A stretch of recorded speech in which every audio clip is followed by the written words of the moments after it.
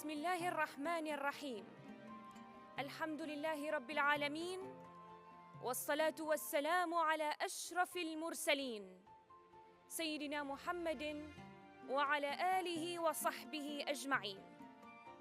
حضورنا الكريم، يسرنا أن نرحب بكم في هذا المؤتمر العلمي المصاحب لاحتفالات جامعة السلطان قابوس باليوم السنوي 25 الذي يأتي تخليداً لمسيرة ربع قرن من العطاء الأكاديمي والبحثي وخدمة المجتمع. وتعد هذه المناسبة فرصة لتسليط الضوء على الإنجازات التي حققتها الجامعة في مختلف المجالات، وتعزيز الحوار العلمي وتبادل الخبرات بين الباحثين والأكاديميين وصناع القرار.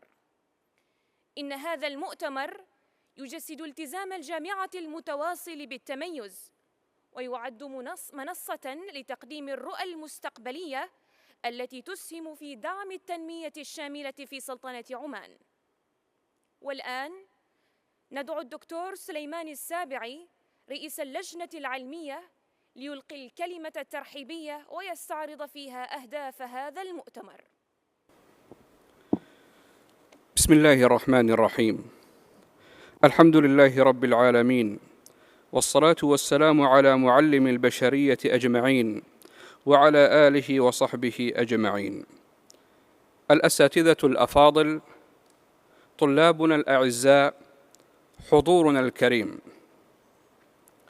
في رحاب العلم والمعرفة وتحت ظلال الزيارة السامية المباركة تحتفل جامعة السلطان قابوس بيومها 25.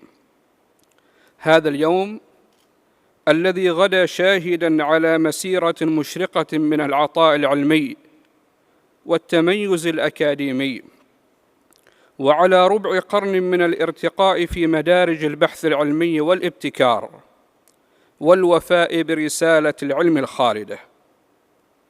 يوم الجامعة هو يوم تستنهض فيه الهمم، هو يوم تستلهم فيه الدروس وتخط فيه الاستراتيجيات لمسيرة أخرى حافلة بالإنجازات. واستكمالاً لاحتفالات الجامعة بيومها السنوي، وإيماناً بدورها الريادي، وسعياً نحو ترسيخ بيئة بحثية مستدامة ذات أثر ملموس، يسعدنا أن نلتقي بكم اليوم في هذا المؤتمر العلمي الذي يحمل عنوان البحث العلمي والاستدامة رؤية للتغيير، والذي يأتي تنظيمه في إطار التعاون البناء مع جامعة قطر والشبكة الأكاديمية للحوار التنموي، تجسيداً عملياً لتكامل الرؤى الخليجية والعربية نحو مستقبل معرفي مشترك.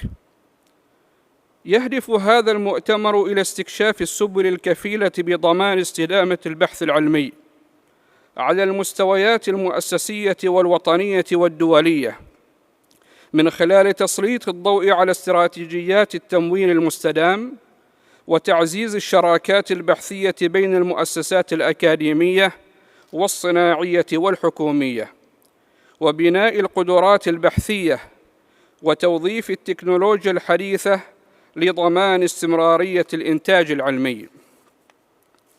يأتي هذا المؤتمر ليكون منصة علمية تجمع الباحثين وصناع القرار والممارسين في مختلف القطاعات بهدف تبادل الأفكار والخبرات وتعزيز التعاون البحثي الذي يسهم في تطوير استراتيجيات مستدامة لدعم البحث العلمي وضمان تحقيق أثره الإيجابي على المستويين المحلي والدولي. يناقش هذا المؤتمر على مدى يومين 3 محاور رئيسية. المحور الأول وهو الاستدامة في البحث العلمي، ذاك أن الاستدامة ضرورة وجودية لضمان استمرارية الإنتاج المعرفي في ظل ما نشهده من تحديات تمويلية وتحولات مؤسسية. المحور الثاني وهو يناقش تأثير البحث العلمي، حيث لم تعد قيمة المعرفة تقاس بكمها، بل بقدرتها على التغيير وعلى إحداث الأثر الإيجابي في حياة الإنسان. والمحور الثالث وهو الحوار التنموي، والذي سيناقش تعزيز استدامة أنظمة البحث العلمي في رفاه الإنسان في الجامعات العربية. كما يتخلل المؤتمر كذلك ورشة عمل، أحدهما كانت عن استخدامات الذكاء الاصطناعي في البحث العلمي، وورشة عمل أخرى ستعقد اليوم إن شاء الله حول صياغة السياسات المنبثقة من العلوم ومن البحوث العلمية. حضورنا الكريم، إننا نأمل أن يثمر هذا المؤتمر نقاشاً علمياً عميقاً يفضي إلى توصيات فاعلة تعزز من كفاءة منظومات البحث العلمي في وطننا العربي، وتسهم في بناء إطار مؤسسي ومعرفي أكثر استدامة وأعمق أثراً. فمرحباً بكم جميعاً في رحاب جامعة السلطان قابوس، ومرحباً بكل فكر نير ورأي رشيد وطموح علمي يسعى إلى صنع مستقبل يستنير من ضياء البحث العلمي والابتكار.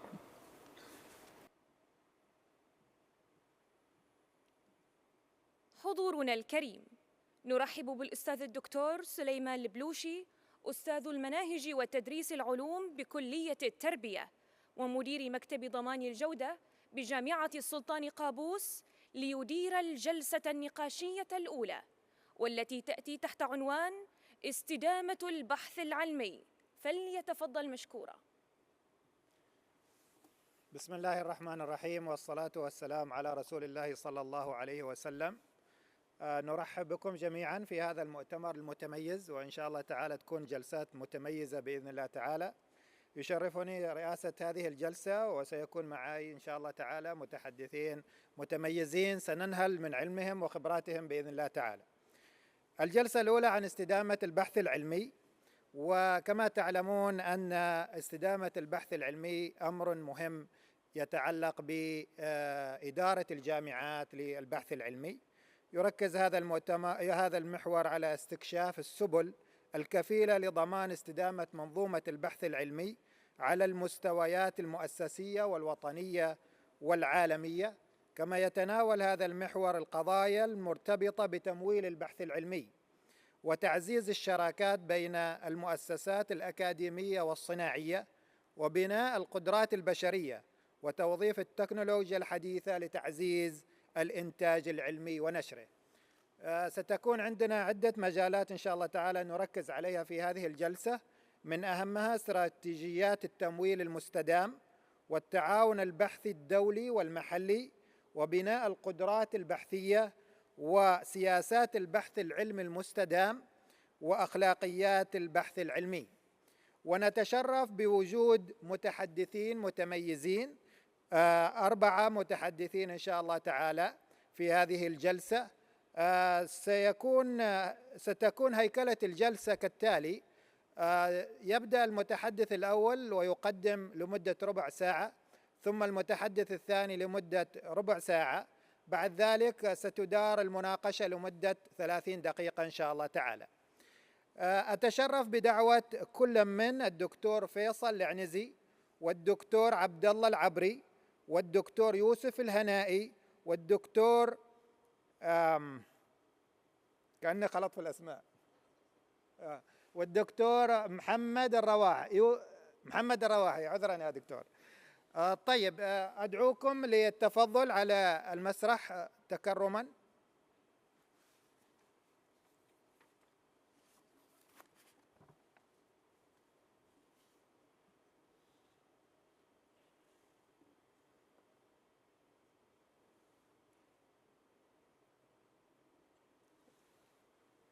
الجلوس مفتوح، اختاروا الكراسي اللي تعجبكم. بارك الله فيكم. أهلا وسهلا، حياكم.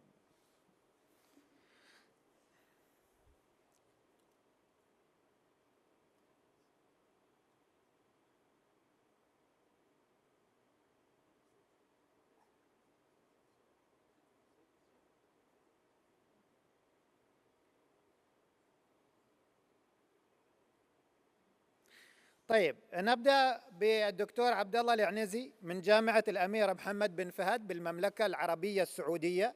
يشغل الدكتور فيصل العنزي منصب نائب الرئيس للشؤون الأكاديمية في جامعة الأمير محمد بن فهد، حيث يتولى مسؤولية الإشراف على الشؤون الأكاديمية والكليات ومركز مصادر التعلم والتطوير المهني. كانت قيادته محورية في تطوير العديد من البرامج الجامعية للبكالوريوس والدراسات العليا، بما في ذلك برامج الذكاء الاصطناعي والأمن السيبراني والهندسة المعمارية والتصميم الجرافيكي وغيرها. بصفته خبيراً في هيئات التصنيف العالمية مثل التايمز للتعليم العالي، وتصنيف الQS للجامعات، وتصنيف شنغهاي. يتعامل الدكتور العنزي أيضاً مع مختلف هيئات الاعتماد الدولية لضمان التميز الأكاديمي في جامعة الأمير محمد بن فهد. علاوة على ذلك يشرف على مراكز بحثية متعددة التخصصات، بما في ذلك مركز الذكاء الاصطناعي ومركز الدراسات المستقبلية ومركز أبحاث الأمن السيبراني، مما يعزز الابتكار والتعاون في مختلف المجالات. يشغل الدكتور العنزي أيضاً منصب الأمين العام للمجلس العربي للشباب، الذي تم تأسيسه كجزء من جهود الأمانة العامة لاتحاد الجامعات العربية تحت مظلة جامعة الدول العربية. كما يعمل عضواً في المجلس الاستشاري الدولي للاتحاد العالمي لدراسات المستقبل فرع منطقة الشرق الأوسط وشمال أفريقيا في جامعة الأمير محمد بن فهد، وقدم العديد من المحاضرات محلياً وإقليمياً. أدعو الدكتور فيصل العنزي للتكرم بإلقاء عرضه لمدة 15 دقيقة. دكتور تكرما. بارك الله. تفضل. السلام عليكم، صباح الخير. بداية نبارك لكم الإنجاز ما رأيناه أمس في هذه المسيرة العطرة من الإنجازات على مدى تقريباً قاربتم 40 سنة، ولكن من زيارة السلطان رحمه الله 25 سنة في البحوث وجهود طيبة وما لمسناه من كرم وحفاوة لا يستغرب. فبارك الله فيكم وأتمنى لكم مزيد من التقدم والتطور، وهذا المباركة موصولة إلى منسوبي الجامعة من رئاسة الجامعة وإداريها ونوابيها والأساتذة والطلاب أيضا. بداية أنا حرصت أن نتكلم عن الجامعات وأجيال الجامعات القادمة، وجزء بسيط راح نركز عليه اللي ما يسمى Next Generation University. فدائما نحرص أن التفكير يقولون خارج الصندوق، لكن بدينا نفكر بدون صندوق الآن. فالتجهيزات المستقبلية، ودائما نسمع ما يسمى بالفيوتشر ستاديز، والناس تربطها دائما في التقنية، وهذا مفهوم يعتبر شبه صحيح وليس صحيح بالكامل، لأن الدراسات المستقبلية والنظرة ما يسمى فيوتشر ثينكينج أو فورورد ثينكينج يركز على التنمية الاجتماعية في محضة والتنمية الاقتصادية لأي كيان، وفي التعليم أيضا. ولكن الجامعات الآن لا ترتبط في ما يسمى chasing product، سواء ال AI أو Internet of Things، بينما هو يعني تجهيز الطلاب أو الأساتذة دورهم راح يكون مختلف تماما عن الدور الآن اللي يقومون فيه. فلذلك حرصنا من البداية أن الطالب، وهو يعتبر النواة تؤسس عليها الجامعة وهو محور التعليم، دائما نسمع مقولة أن الطالب نجهزه لسوق الحياة أو عفوا لسوق العمل، وهذا المفهوم خاطئ الآن، بينما المفروض أن الجامعات تجهز الطلاب لمتطلبات الحياة كرواد أعمال وللقيادة وكل المهارات المطلوبة، ويكونون أجايل لكل المتغيرات الحياة. ننظر الجامعات الآن أن الدراسات العليا أو الطلاب الماجستير والدكتوراه جزء من مهاراتهم لازم يكون البحث. احنا بدأنا قبل 5 سنين قلنا الطلاب الأندر جرادويت هم اللي لازم يركزون في البحث، ونبدأ في البحث من أول سنة نعطيهم المهارات المطلوبة، تعلم في الحياة، طريقة هاو تو كويستشنز، إيجاد المعرفة، صنع المعرفة. فما يتعلمهم الآن الطالب، أو لو على سبيل المثال الشخص الآن في عمر 13 سنة من المعلومات الموجودة في السوشيال ميديا بشكل عام وقارنتها قبل 50 سنة، فتجد أن العمر الآن اللي يتعلمه الطفل أو 13 سنة يقارن شخص عمره 21 قبل 50 سنة، بتوفر المعلومات الموجودة الآن. فالمعلومات متاحة في كل مكان، لكن صنع المعرفة هي الجزء التحيد، وصنع الإبداع والابتكار هو الأهم.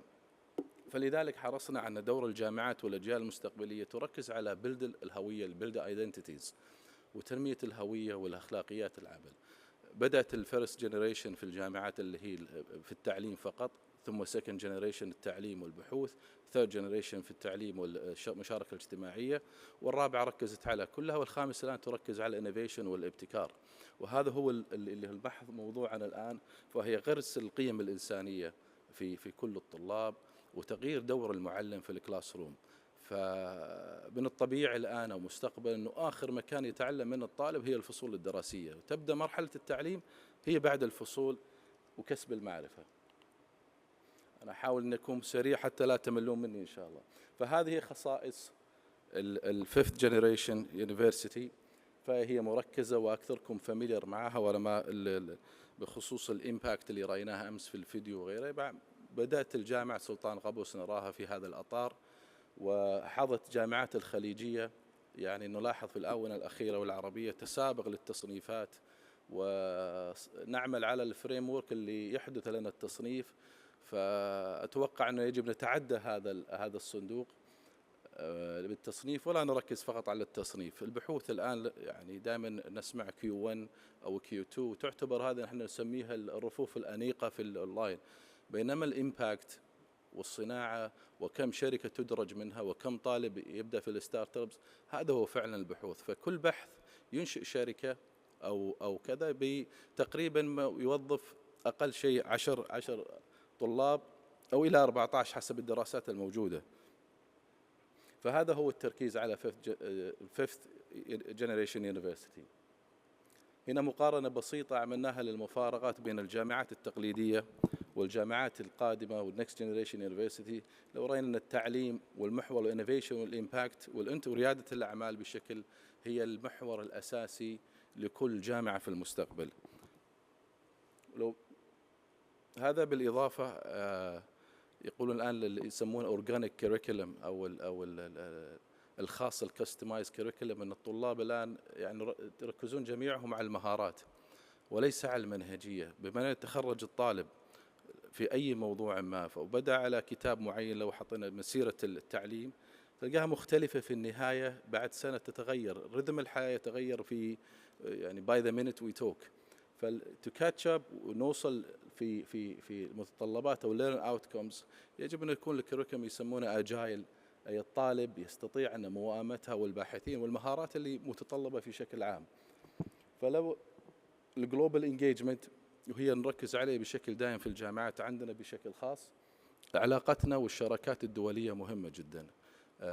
كسب المعرفة تكون في جميع الجامعات وخصوصا العالمية، لكن لو قارنا الجامعات العالمية واستدامتها في البحوث تأتي من الدونرز أو المتبرعين. جامعة هارفارد مثلا 43% منها تقريبا على التبرعات، أكسفورد كذلك شراكات. لكن لو طلبنا من جامعة خليجية أنها تفتح التبرعات فتصير مشكلة، أن الثقافة مختلفة جدا. طلب التبرع من الخريجين لاستدامة البحوث، هذا شيء لا يوافق مع ثقافة الدول العربية. بينما في جامعة هارفارد أو جامعة MIT إمبيريال كوليدج أغلب الجامعات يعني استدامتها تأتي من التبرع والدعم الشراكات الخارجية. لكن يمكن نستفيد من نموذج جامعة أوكسفورد، وهو الشراكات مع الشركات أو الداعمين بشكل أساس، العمود يعتبر الفقري للدعم للبحوث واستدامتها. هنا نركز على الفاليو في الريسيرش وكيفية تحقيق المعرفة والقيمة بشكل عام، ليس على الطلاب أو الجامعة في التصنيفات، بل الإمباكت اللي متوقع منه هو الإنتاجية وتقليل التكاليف والعبء على الدور الحكومي للجامعات. فبدأنا في تعيين الباحثين بشكل متكامل فقط للبحث. ونوعية الباحثين اللي نستقطبهم الآن بشكل عام لا شك في تجارب لم ننجح فيها، لكن الحمد لله في الآونة الأخيرة بدأنا نركز على البحوث التي تنشر قبل الأستاذ الباحث، فإذا لاقينا فيها إمباكت وشركات ستارت أبس بدأت من هذا البحوث نحرص على استقطاب الباحثين ووضع جميع الريكوايرمنت المطلوبة في كل الأقسام والبحوث، وزي ما يقولوا احنا نعطيه راحته للأخير، لكن مجرد كل نهاية الترم معين يكون هناك متابعة وبعض الإنجازات ما حققناه، ويطلب أكشن بلان من كل شخص، كيفية التوصل إلى إنشاء شركات، كيفية التوصل إلى العلاقات. وطلبنا من كل الأساتذة خطة عمل على حدة للزيارات والتعرف على الصناعة. الصناعة ما راح تجيك للجامعة إذا أنت ما جذبتهم في من خلال ويكمرشلايز البحوث ويبراندت. وطلبنا من كل دكتور في تخصص معين يذهب إلى الشركات أو 5 زيارات في الترم والتعرف، والحمد لله بدينا يعني نقطف الثمار خلال السنتين الماضية. في وصلنا من الجرانت تقريبا إلى 30 مليون، وهذا يعتبر أول يعني جامعة خاصة توقع في الوطن العربي حصلت على هذا الجرانتس. وبلغنا أمس أنه 67 من الباحثين والأساتذة حصلوا على جرانتس من جميع دول العالم، وهذا صراحة شيء يعني ما أتى لولا يعني لا تأكل لا تبلغ المجد وأنت تأكل تمرا. فالصبر كان يعني قطفنا ثمار الحمد لله في أمس، وإن شاء الله نحاول قدر الإمكان أن نوصل ونجدد في نوعية الباحثين وأدوارهم مختلفة. هنا طبيعية الأساتذة اللي حرصنا عليهم، طبعا الدايفرسيتي لا تخفيكم مهمة جدا، ونوعية الفاسيلتيز اللي نحتاجها. فأطلقنا يمكن أكثر من 12 مركز خاص، وكل 12 فيه باحثين مختصين ومكاتبهم هي نفسها اللابات، لا قلنا ما في أوفيسز ولا شيء، هذا المفهوم غيرناه، فموجودين يعني على قدم وساق، ونفسهم هم اللي جعلناهم يتبنون هذا الشيء. ركزنا على الطلاب في مرحلة البكالوريوس يكونوا من ناشرين في سكوبس، وبدأنا فيه الحمد لله، وصلنا إلى 200 طالب خلال سنة، وبدأت في زيادة طبعا بالتعاون مع الأساتذة. اللكتشرر أعطيناهم نصيب، فأنا عامل اللكتشر واللاب انستكرز كأنه أسيستنت بروفيسور صراحة. وفتحنا في خطة العمل أن كل سنة مؤتمرين، الشخص ينجز أكثر نفتح له المجال زي البريكويزيت يكون له 3 مؤتمر ورابع مؤتمر على حدة. هنا بعض الأمثلة للجامعات التي حظت صراحة في فاليو في الريسيرش وقيمة. شركات كبيرة مثل روز رويز، حتى شركات الصناعة بشكل عام تعول على الجامعات بشكل أساسي. لكن لو قرنت في الجامعات لدينا الآن نحس في تحدي كبير، لازم تدخل حكومي أكثر يفرض على الشركات التعاون مع الجامعات. وحنا بدينا في المملكة الآن وزارة الصناعة تبرم عقود مع جميع الجامعات في التخصصات المطلوبة وإيجاد مشاكل الحلول في الصناعة. والحمد لله بدأ هذا العمل السنة الماضية، وبدأت فيه متابعة بشكل تقريبا شهري على المدى البروجرس المطلوب من الجامعات، ووافقت وبدأت تفهم الشركات والوزارات بشكل عام دور الجامعة وأهميته في البحث العلمي. هذه هي العلاقات المرسومة ويسمى الهيليكس ترايل بين الشركات الصناعية والموجودة في شكل عام في كل الصناعات والشركات. بدأت جميعا يعني في هارفرد، أنا طلعت أو أوكسفورد أول بحث تموه في 1826 كان عبارة عن يعني إيجاد حلول لمشكلة معينة.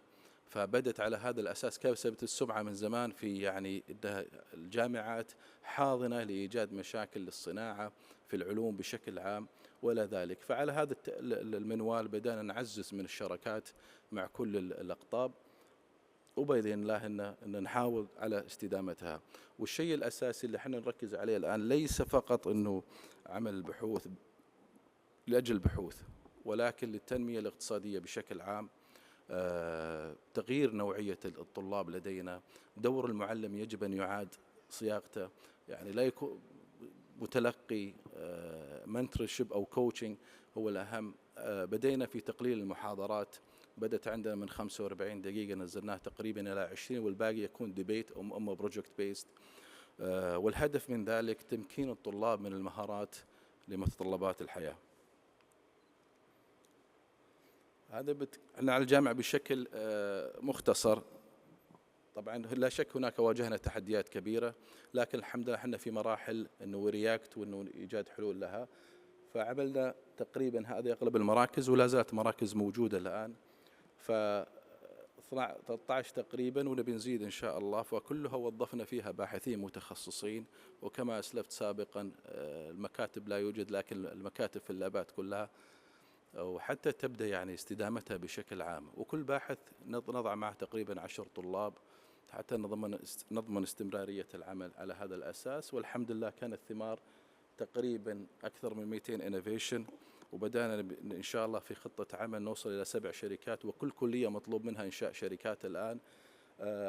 الجامعة عمرها قصير، الجامعة لا تتعدى 20 سنة الآن، جامعة الأمير محمد بن فهد، وحصلنا على تقريبا 113 براءة اختراع. وهذه البراءة الإخراء تترجم الآن إلى انوفيشن للطلاب، وكما قلت ستارت ابس. وصنفت الجامعة في ال NAI 93 في العالم في براءة الاختراع. وهذه أغلب التخصصات أو الابليكيشنز اللي تشملها براءة الاختراع. حصلنا السنة 2024 في جنيفا في مؤتمر براءة الاختراع على 2 ميدالز ذهبي وبرونز الحمد لله. وتم التواصل معنا من شركات موجودة هناك للبدء والشراكة في هذا العمل والاستفادة من الطلاب لدينا. هذا جزء من الأكشن ريسيرش اللي نعمله في الجامعة، أخذتها وضعتها حتى تكون يعني نوضح الموجودين كيف آلية العمل تكون من خلال الشركات. حددنا تقريبا 600 شركة في المملكة على مدى ال3 سنوات القادمة، لازم التارجت نواصل ل 70%. وطبعا هو الذي يتولاها ويديرها بشكل عام الأكشن هم الباحثين والأساتذة.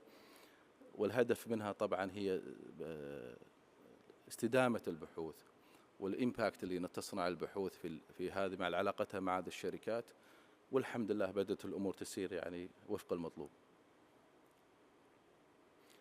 هذه بعض الاستراتيجية التي عملناها. طبعا هناك مقولة تقول أنه 90% من الاستراتيجيات لا تنجح، لكن نخالف هذا. الحمد لله بدأت في النجاح، لا شك ليس 100% ولكن 80% وصلنا إلى يعني الأهداف.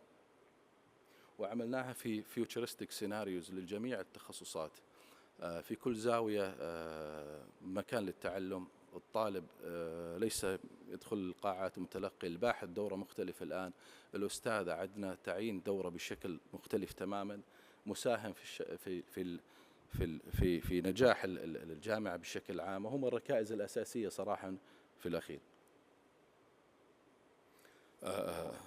هذه مقولة جميلة يقول the nations that lead research will lead innovation، وهو صحيح. ختاما نحب نوجه أنه الاستدامة تأتي من الطلاب، فهم الباحثين المستقبليين وهم قادة المستقبل.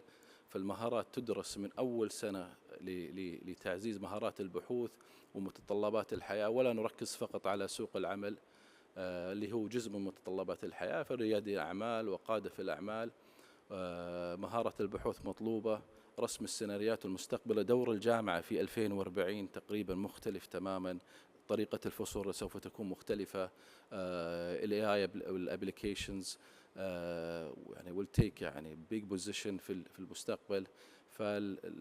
فوجود استراتيجية أجايل أو سيناريو محتمل للتعامل مع هذه الأمور يعني سيسهل التأقلم لها والأدابتيشن.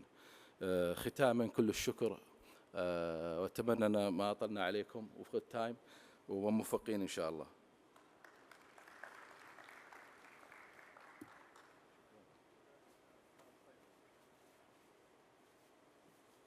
نشكر الدكتور فيصل، حقيقة يعني عرض متميز جدا وتجربة ثرية من جامعة الأمير محمد. وأيضا هناك بعض الأفكار التي يمكن دراسة تطبيقها في جامعة السلطان قابوس. هناك من الواضح أن هناك شراكة قوية ما بين الباحثين وقطاع الصناعة، والتركيز أيضا على قضية الإمباكت أو تأثير البحث العلمي، وعدد من التغييرات التي أجريت في الجامعة من أجل مواكبة التطورات في البحث العلمي، سواء ما تفضل به الدكتور فيصل عن نشر الطلبة للأوراق العلمية أو تغيير طرق المحاضرة وغير ذلك. شكرا دكتور فيصل، بارك الله فيك. والآن ننتقل إلى الدكتور عبد الله العبري من ميناء صحار والمنطقة الحرة. الدكتور عبد الله العبري نائب الرئيس التنفيذي للاستدامة، انضم إلى ميناء صحار والمنطقة الحرة في مايو 2024 ويقود مبادرات التنمية المستدامة للمؤسسة. كانت مناصبه السابقة تشمل مدير تجديد الطاقة في شركة تطوير البترول العمانية، ومستشاراً في الوكالة الدولية للطاقة، حيث قاد مشاريع حيوية للانتقال إلى الطاقة المستدامة. يحمل الدكتور عبد الله درجة الدكتوراه في الهندسة النفطية، ولديه خبرة كبيرة كاستشاري دولي متخصص في الطاقة والتكنولوجيا والاستثمار، وشارك في تمثيل سلطنة عمان في منظمات مرموقة مثل الوكالة الدولية للطاقة ومنظمة التعاون الاقتصادي والتنمية. وكانت لخبراته دور كبير في تعزيز اقتصاد الهيدروجين ومسارات الانتقال الطاقوي الشاملة للاقتصاديات المنتجة في سلطنة عمان. أحد أهدافه الرئيسية في ميناء صحار والمنطقة الحرة هو تطوير ممرات تجارية دولية للطاقات الجديدة والهيدروجين النظيف. يتضمن هذا المشروع التعامل مع تحديات تنظيمية واستثمارية ولوجستية معقدة، مما يبرز أهمية الاستراتيجية المهنية والذكاء الاستراتيجي المطلوب في مثل هذه المهام. ندعو الدكتور عبد الله العبري للتفضل بإلقاء محاضرته أو عرضه لمدة 15 دقيقة. تكرما الدكتور، شكرا جزيلا. السلام عليكم ورحمة الله وبركاته. صبحكم الله بالخير جميعا، حياكم الله وبياكم. عاد لو تسمحوا لي يعني بتكلم باللغة الإنجليزية، لا يعلو على اللغة العربية أي شيء، إلا أن اللغة الدارجة معنا هي اللغة الإنجليزية، فأتمنى أن يكون هذا الشيء يعني مناسب للجميع. آخر شيء أريد أسويه أن أخلط شوية من هنا وشوية من هناك، فما أطلع فأضيع الطرفين. Your Excellencies, distinguished guests, colleagues, professionals, ladies and gentlemen, it's really a pleasure for me to be here.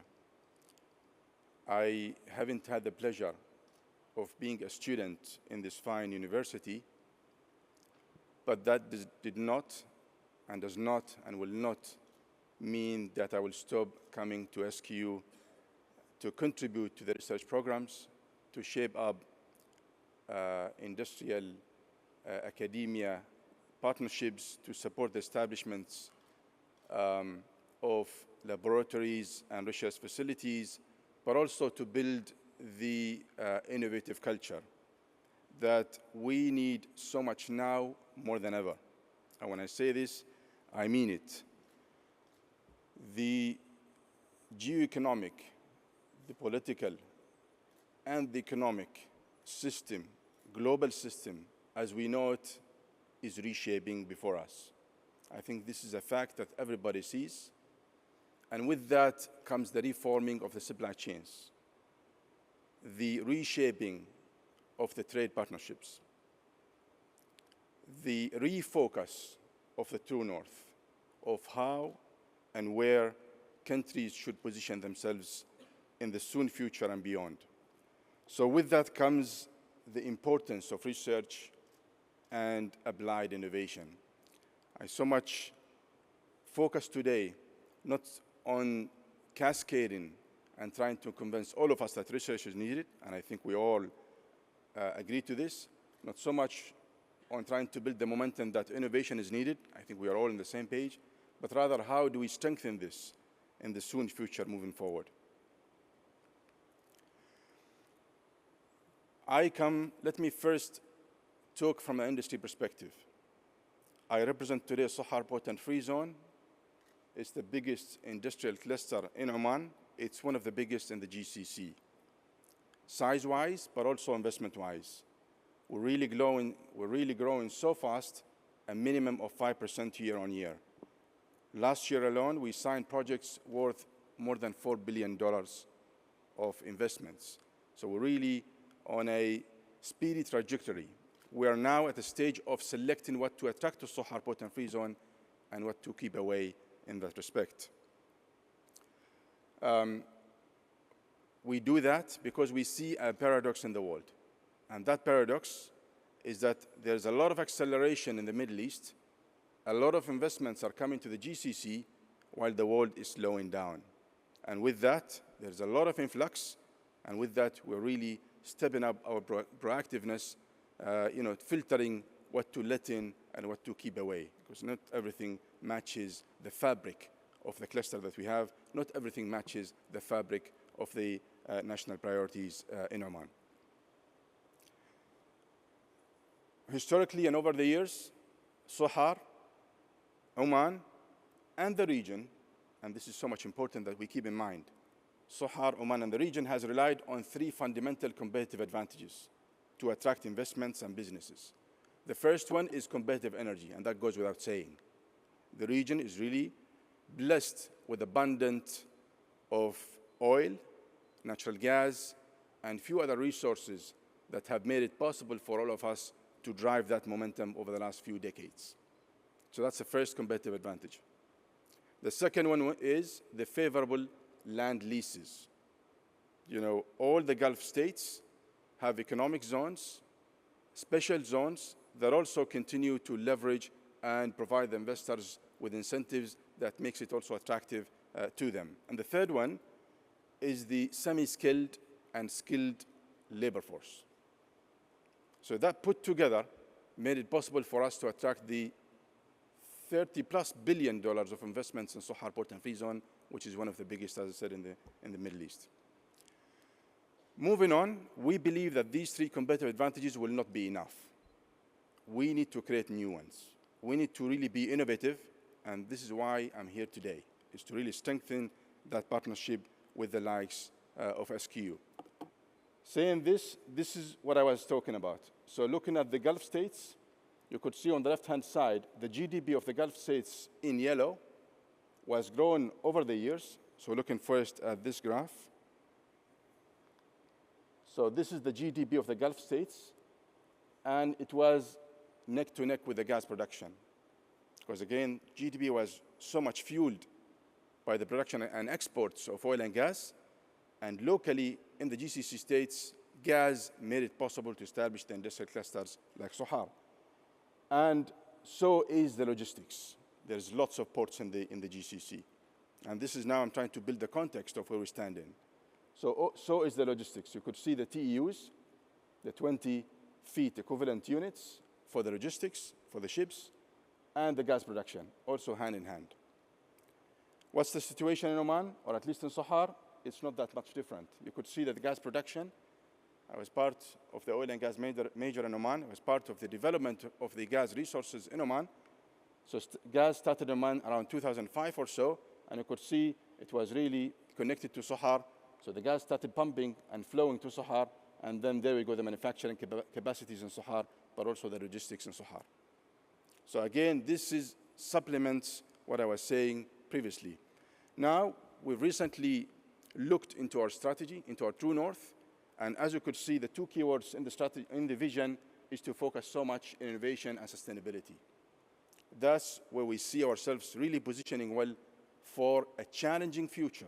Not so much that we would love to be there, but this is a challenging future that we foresee, and we're really stepping up the efforts. One competitive advantage is that we're trying to build in Sohar is the very high technological production capabilities. We know this is a strategic manufacturing asset that the global powers are really fighting against or fighting for. In Sohar, we've been so much successful in attracting investments for the polysilicon manufacturing, but also we signed for the solar cells as two anchor tenants to establish the supply chain for solar. Obviously, we're really in serious and advanced discussions to attract the wafers and the ingots, and with that, we would do a lot of research and innovation. Why we do this? Because we need to decarbonize first. We don't want to end up importing millions of cells from outside of Oman. And secondly, we want to contribute to other projects in Oman. The soft costs make up 20% of any project in the GCC. And that means just to manage the logistics and the project management aspect, it costs any project, whether it's $100 million or $1 billion, 20% of that budget. So the more we localize industries in Oman, not only we create jobs, not only we stimulate innovation, but also we make our projects for renewables a lot more competitive. So this is one thing, is to create a clean technology manufacturing cluster. This is the first competitive advantage that we're trying to establish in Sohar Port. The second one is you could see here the plot for the port and the free zone. And again, this is the third largest in the GCC, so really massive. We're expanding north now as we speak. We're in discussions with the government. The port is 90% full. We're so much expanding now in the free zone. We focus on few clusters, but all the clusters that we focus on, we aim to build integrated clustering value chain. With that I mean, we focus so much, for example, on metals. And for metals, you could see is that we have already been establishing a lot of the value chain for the metals production in Sohar. This does not mean that we have only one company for the smelting or one company for the casting. We have a lot of companies that are doing casting and a lot of companies are doing smelting. But in terms of the value chain, we're covering so much these boxes. A lot of our focus will be on either the very upstream of the process or the very downstream of the value chain. What this means, and that we've seen it also, when investors come in, knocking our doors, obviously they go and also look for into the region, they come back and look and tell us that we want to establish in Sohar because we see that input-output relationship. You know, I can take my input to the factory from a factory nearby and sell my product to a factory just on the other side of the value chain. So that input-output relationship is also another value proposition we're trying to establish. Now, obviously, we're doing a lot to decarbonize. Oman has set a target for net zero by 2050. We're committed.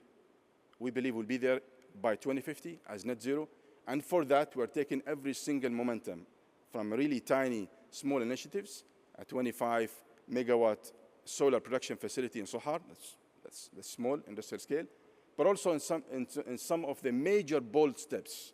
And one of the major bold steps is that we're establishing the first LNG bunkering facility in the Middle East. Oman was the pioneer to establish LNG production in Sur 25 years ago, and now we're again taking that bold move and establishing the first LNG bunkering facility to decarbonize the maritime industry in Sohar.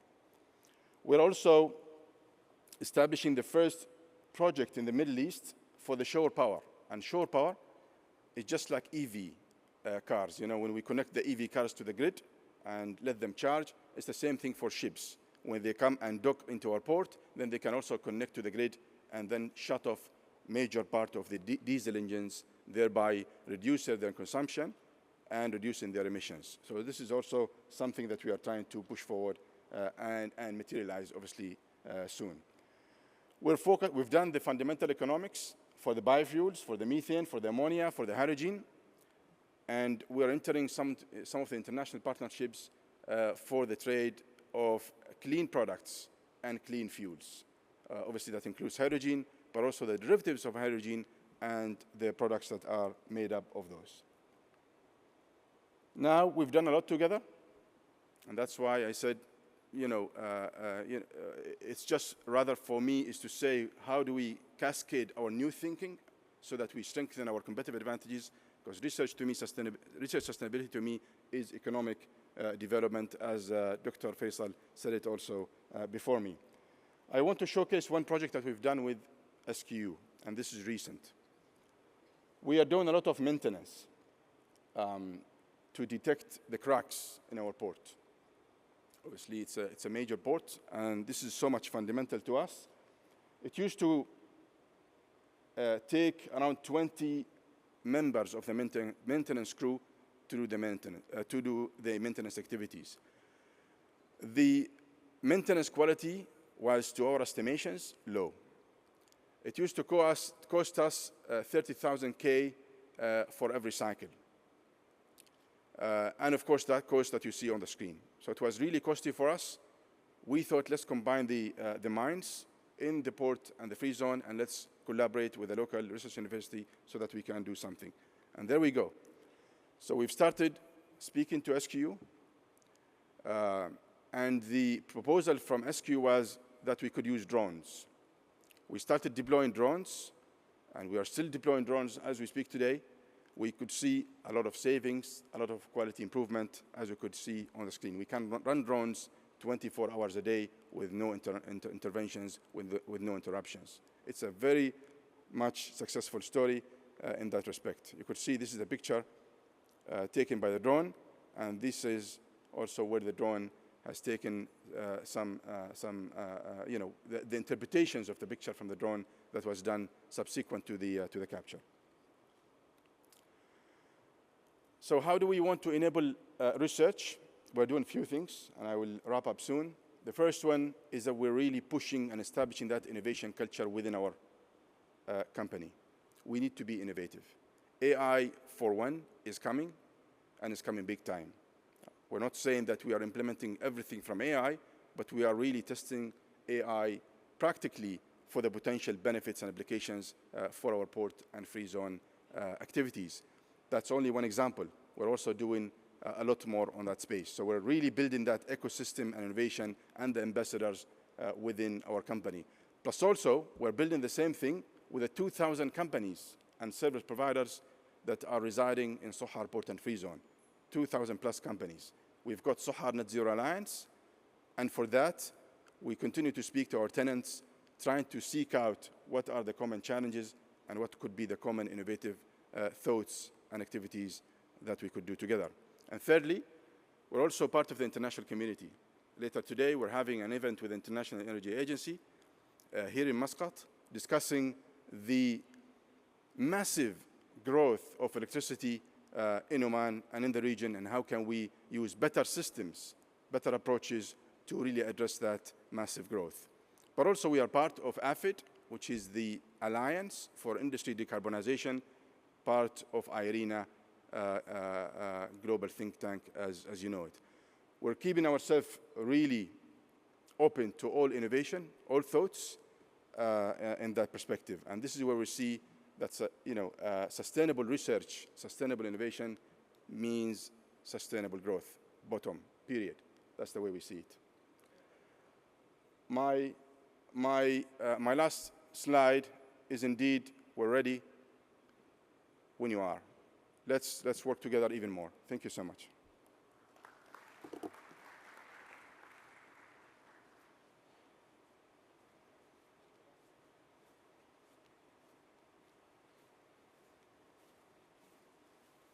نشكر الدكتور عبد الله على عرضه المتميز، وحقيقة أفكار تطبيقية متميزة جدا، ويمكن للباحثين خاصة في جامعة السلطان قابوس الاستفادة منها. ركز على أهمية الربط بالأولويات الوطنية ووجود البنية التحتية المناسبة للبحث العلمي في المنشآت، ضرب مثال ميناء صحار، وأيضا أهمية إدارة المشاريع واللوجستيات لدورها الكبير في استدامة البحث، العلمي، والتركيز أيضا على قضية بناء البحوث والمشاريع البحثية بناء على الاحتياجات، وأيضا البحوث التي تؤدي إلى تطوير السياسات والاستراتيجيات، وكذلك استخدام البيانات الحقيقية في يعني بناء البحوث بناء على بيانات حقيقية.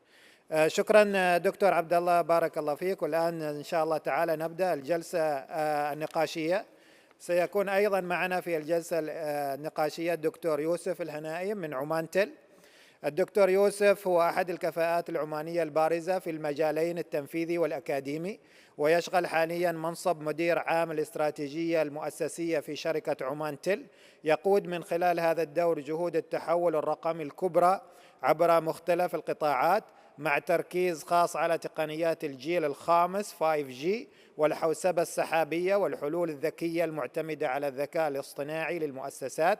وقد كانت قيادته محورية في تطوير المنظومة الرقمية في سلطنة عمان وتعزيز الابتكار في قطاع الاتصالات. يعمل الدكتور يوسف أيضا أستاذا مساعدا في قسم نظم المعلومات بجامعة السلطان قابوس، حيث يسهم في البحث والتدريس في مجالات الابتكار الرقمي. أيضا هو مدرب معتمد في القيادة ومتحدث رئيسي نشط، وإن شاء الله تعالى ستسهم مداخلاته في إثراء هذه المناقشة إن شاء الله. نتشرف أيضا بوجود الدكتور محمد الرواحي من جهاز الاستثمار العماني. الدكتور محمد هو مدير أول البحث والتطوير والابتكار في جهاز الاستثمار العماني، ويمتلك خبرة تزيد عن 25 عاما تجمع بين المعرفة العلمية وإدارة المشاريع والقيادة الاستراتيجية. تشمل خلفيته العلمية بكالوريوس وماجستير في الهندسة الزراعية من جامعة السلطان قابوس، وأيضا حصل على الدكتوراه في نظم الإنتاج الزراعي من جامعة كاسل. بدأ الدكتور الرواحي مسيرته المهنية في وزارة الزراعة، حيث عمل لأكثر من 12 عاما، ثم انتقل إلى شركة بور نمر لمدة 4 سنوات كأخصائي بيئي أول، وتركز عمله بشكل أساسي على معالجة مياه الصرف الصحي باستخدام تقنية الأراضي الرطبة الاصطناعية، بالإضافة إلى عمله في مجلس البحث العلمي ابتداء من عام 2015 كمدير لبرنامج البحوث الاستراتيجية للمياه وقائدا لمبادرة إيجاد. وفي عام 23 انضم إلى جهاز الاستثمار العماني، ونسعد بوجوده معنا في هذه الحلقة النقاشية. والآن نفتح المجال لأسئلتكم بإذن الله تعالى.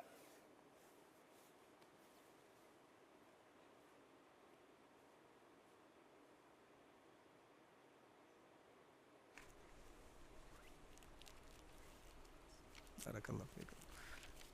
طيب، بداية حقيقة عشان يعني warming up لهذه المناقشة، فبطرح سؤال عام، وأي من المتحدثين ممكن أنه هو يشارك في الإجابة عن صور التعاون اللي نقدر نعطيها بين قوسين كذا متميزة بين القطاعات الأكاديمية والصناعية في مجال البحث العلمي، التي تضمن استدامة التمويل البحثي. والمتحدثين الاثنين ضربوا بعض الأمثلة، فالأمثلة هذه تساعدنا على عملية الكونسبشواليزيشن أو فهم عملية الاستدامة والربط ما بين الأكاديمية والصناعة. فنريد نسمع بعض الأمثلة، وربما نبدأ بالدكتور يوسف والدكتور محمد إذا عندهم أي يعني أفكار في هذا الموضوع. تفضل دكتور يوسف. بسم الله الرحمن الرحيم. السلام عليكم ورحمة الله وبركاته. سعيد أن أكون بينكم في جامعة السلطان قابوس، داري الأول والأخير أيضا كذلك إن شاء الله تعالى لي عودة بعد سنوات ربما. العيد 25 ليوم الجامعة، في العيد الأول عند زيارة مولانا الله يرحمه السلطان قابوس، كنت طالبا في السنة الأخيرة في جامعة السلطان قابوس، وحظيت بشرف الحضور في ذلك اليوم، وأنا سعيد أن أعود بعد 25 عاما كمتحدث أتعلم منكم أكثر مما أعطيكم أعتقد. إجابة على النماذج الناجحة، أعتقد أني ربما أفيد أكثر لو عكست الجانب الآخر من الصورة، وهو الجانب التجاري والصناعي، جانب السوق، وكيف ينظر جانب السوق إلى الجامعة وليس العكس، لأنه ما شاء الله القدرات البحثية الموجودة والخبرات لا تحتاج إلى مزيد من النصائح فيها. أنا أعتقد أن الموضوع كله مرتبط الآن في مسألة تحويل موضوع البحث العلمي من علاقة باحث وممول إلى نموذج أعمال. يجب أن يكون هناك إعادة دراسة لنموذج الأعمال. طبعا عندما نقول نموذج العمل، أي نموذج عمل في أي قطاع يتكون من 3 أعمدة رئيسية. الأول هو الزبون. أنا عندما أعطي المعرفة أو البحث أعطي لمن؟ من هؤلاء الزبائن أو الزبون أو الأنواع المندرجة تحت كل نوع من هؤلاء الزبائن. فهم المتلقي والسلعة التي يمكن أن يقبلها ويشتريها مهم جدا. الأمر الآخر أو العمود الآخر من نموذج العمل هو الفاليو بروبوزيشن اللي هو القيمة المضافة. عندما أنا أطرح كجامعة بحثي للقطاع وأرجو من القطاع أن يتقبله وأن يعمل به، يجب أن تكون هذه السلعة، إذا تسمحوا لي يعني السلعة المعرفية، يجب أن تكون مقدمة لقيمة إضافية، قيمة مضافة لا يستطيع القطاع الخاص أو الشركة أو الممول أن يقتنيها بنفسه. فالسؤال الكبير الآن أنه كيف تستطيع هذه البحوث أن تضيف قيمة مضافة للسوق. العمود الثالث أو البيلر الثالث لنموذج الأعمال هو الشانلز، هي القنوات التي من خلالها يتم التحاور مع السوق.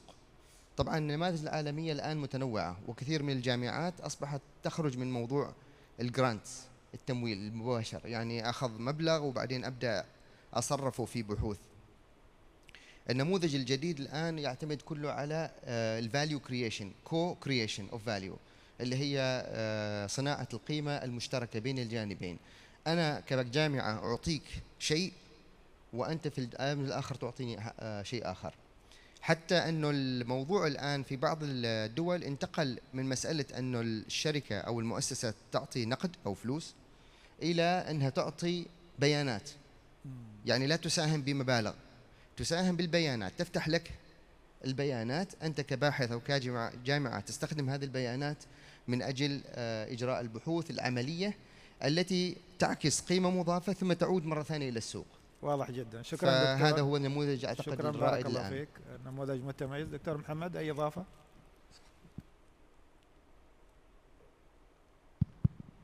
السلام عليكم ورحمة الله وبركاته.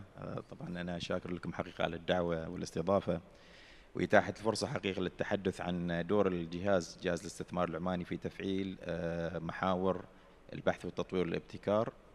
حقيقة الجهاز اشتغل على، طبعا الجهاز تحت مظلة طبعا أكثر من 160 شركة، الشركات الحكومية تقريبا أغلبها تحت الجهاز. فكنا منذ التأسيس يعني حاولنا نفعل مفهوم البحث والتطوير والابتكار. الدكتور فيصل ذكر طبعا مثلا الكلتشر. بالنسبة للشركات احنا كانت أهم عائق أو أهم عقبة كانت موضوع الكلتشر، ثقافة البحث والتطوير والابتكار، العقلية تفكير البحث والتطوير والابتكار كانت من أهم الإشكاليات اللي واجهناها في الشركات. فعملنا حقيقة على مستويات عدة، أولها حوكمة موضوع البحث والتطوير والابتكار. أصدرنا مبادئ توجيهية للبحث والتطوير والابتكار بما تفعل حقيقة دور الشركات في هذه المنظومة. ومستوى الآخر مستوى خلق الشراكات مع جميع القطاعات المعنية. طبعا احنا مهتمين كثير ما بس فقط بالقطاع الأكاديمي، كذلك دور الشركات الناشئة في حلحلة مشاكل الشركات كان من الأشياء اللي حاولنا نفعلها من خلال هذه المنظومة، من خلال الحوكمة. وضعنا حقيقة استراتيجية للبحث والتطوير والابتكار بمستهدفات تتماشى وتتقاطع مع مستهدفات رؤية عمان 2040، وجميع الشركات معنية. ولتفعيل دور الشركات وضعنا KPIs، مؤشرات أداء للشركات مخصصة فقط للبحث والتطوير والابتكار، يعني الشركات معنية بتحقيق البحث والتطوير والابتكار لحلحلة مشاكلها في عملياتها المختلفة. واضح جدا، شكرا دكتور. نفتح المجال لأسئلة الحضور. طيب تفضل الشيخ الدكتور خطاب.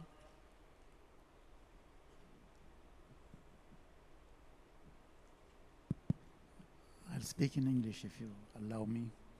First of all, thanks to Dr. Faisal, Dr. Abdullah, and the other speakers. What attracted my attention was the Prince Muhammad University is still 20 years old. Correct me, Dr. Faisal.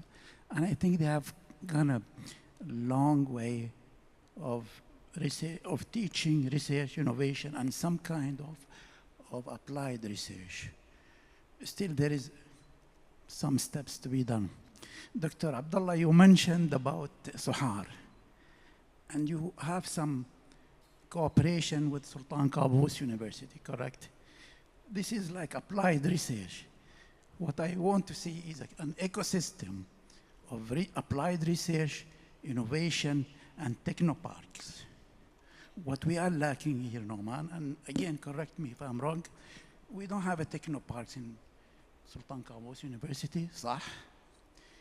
And we need to do this because the ecosystem has to be created in order to get a product. I mean, it's good to talk about innovation, it's good to talk about research, but if it doesn't help in producing some kind of innovation that helps the country. There is this example of King Fahd University of Petroleum and Minerals, where they have a Dhahran Techno Valley Park. And it's there. There are big companies like Schlumberger, Yokogawa, Saudi Aramco, that are really getting some research and getting some innovation, including the students and the professors also. So I want to recommend here through this meeting today is to recommend some kind of a technopark, whether it's SQU or any other university in Oman. This is my recommendation. Thank you. شكرا الشيخ الدكتور. أي تعليق منكم دكتور عبد الله، دكتور فيصل؟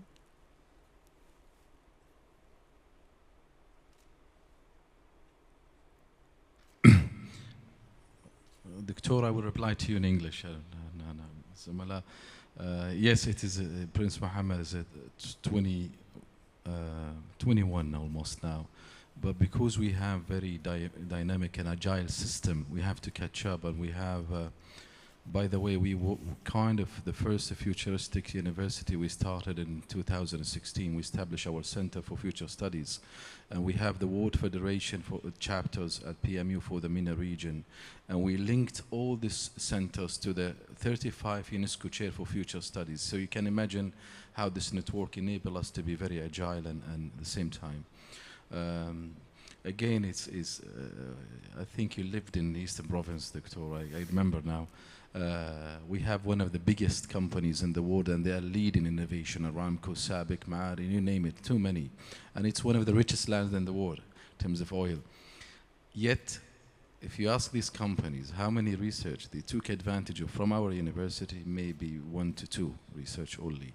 And the reason is I'm just kind of reflecting to, there is no understanding what the university role can do these days, especially in our region. But they rely on other university in the Europe and United States, now China, they're picking up. But now what we did, technique is differently, and I will disclose it. We gather all the information for the people who has issue in their region. And I said it again, 600 companies and divisions represented the divisions. We send them an email about our research, and we send it as kind of a news. And we get a reply by 5% of that email, they want some solution. And all the university, what they care for, to reduce the cost and to find solution for their profit. And now we succeed and we start getting grants. So what we do now is just we commercialize our research, how can benefit from them. From the visit, we have discussion with them, what is the issue you have. And when we translate it to the research, and we tell them the first, we're not asking for a grant, it's zero, nothing. That take kind of introduction for them, then we take it from there. شكرا دكتور عبد الله. الأستاذ الدكتور الشيخ الخطاب طبعا هو أستاذ القدير أنا أتعلم منه بارك الله فيك. It's a good question, and I'm very much in line, and we need to establish those technoparks in Oman. These will be the beating nerves and building blocks for innovation in Oman. I'm trying to really push and establish the innovation ecosystem from Sohar and define what that could mean. And in that, I need honestly to justify 2 things, because after all, it's a commercial entity. The first one is what that value could mean, and that building on the point mentioned by Dr. Yusuf, especially in the new value propositions that we are trying to establish. So really articulating precisely what that technopark specifically established or funded or co-funded by Sohar could mean for us. And secondly is the operationality and the sustainability of that technopark itself. It's so much important for commercial entities to see those both entities, both elements in any project. And for the second part, I would truly love to have dialogues with the likes of XQ ask you as a premier university in Oman, specifically with the IP office, of how can we start talking, partnership talk, if you like. So what are the IPs that are coming their way? How can we, as a commercial entity, commercialize them? What are the frameworks that are needed? And then we build from there. So that would also help sell the case for a technopark. But least to say, I'm fully in line with you, and I think technoparks are not a luxury, but a necessity moving forward. شكرا دكتور. تكنو بارك is coming to ask you. وين دكتور قاضي؟ كأني سمعت كذا. سؤال آخر. تفضل دكتور محمد.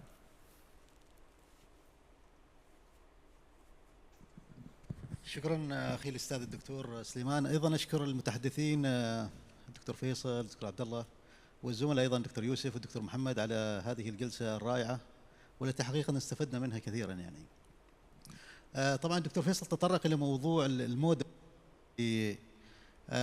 العلاقه بين الصناعه والاكاديميه، وكانت العلاقه باي دايركشنال يعني from both sides. وايضا احييكم حقيقه على تسجيل عدد جدا متميز براءات الاختراع اللي هي 113 براءة اختراع خلال فتره قصيره ل20 عاما يعني. طبعا من ضمن التحديات التي تواجه المنطقه الخليج بشكل خاص هي تسويق الابتكار، وبالتالي تفعيل هذا الترابط بين الأكاديمي والاندستري ربما يسهم في ربما تسويق الكوميرشاليزيشنز لعدد كبير من براءات الاختراع اللي هي المتواجدة في الجامعات. طبعا 113 براءة اختراع it could be one of the top universities in terms of innovations. في العادة أكثر من 100 براءة اختراع ربما يكون من أفضل الجامعات يعني خلال فترة زمنية قصيرة. ولكن في نظر طبعا الأخوة المتحدثين وأيضا الزملاء في الحلقة النقاشية، ما هو الدور المنوط على القطاع الصناعي في تفعيل تسويق براءات الاختراع وربما تسجيل براءة الاختراع بما يسهم في تعزيز الاقتصاد، يعني كجزء رئيسي من الانوفيشنز هو ايضا التعزيز الاقتصادي والتنويع الاقتصادي والعمليه التنافسيه مع الدول، وايضا يسخ الكثير من الانتاج البحثي في هذا الجانب. شكرا دكتور. واشكر لكم جميعا. بارك الله. شكرا دكتور محمد. دكتور فيصل.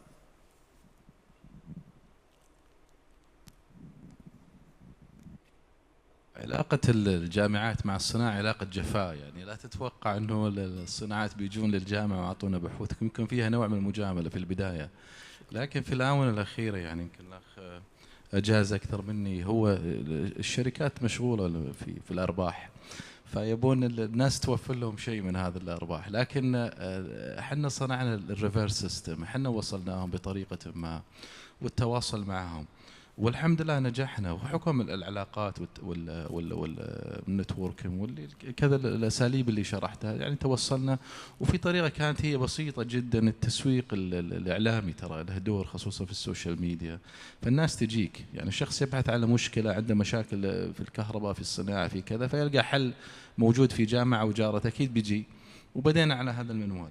لا شك الجامعه عمرها قصير، لكن بفضل الله عز وجل قيادة الجامعة ومنسوبيها الخطة سريعة ورتم الحياة جدا سريع عندنا في الجامعة، نوعية الأساتذة، وبدأنا وضع الاستراتيجيات هذا اللي نتكلم فيها في من قديم صراحة، ووصلنا الحمد لله. وفعلا الجامعة ترتيبها في الانوفيشن 93 في العالم، وأيضا احنا وصلنا في شنغهاي 150 في السبجكت رانكينج، لكن حديث يطول عنه. الاستراتيجية تكون واضحة، والمتابعة المتابعة. شكرا دكتور. أي إضافة من بقية تفضل دكتور محمد.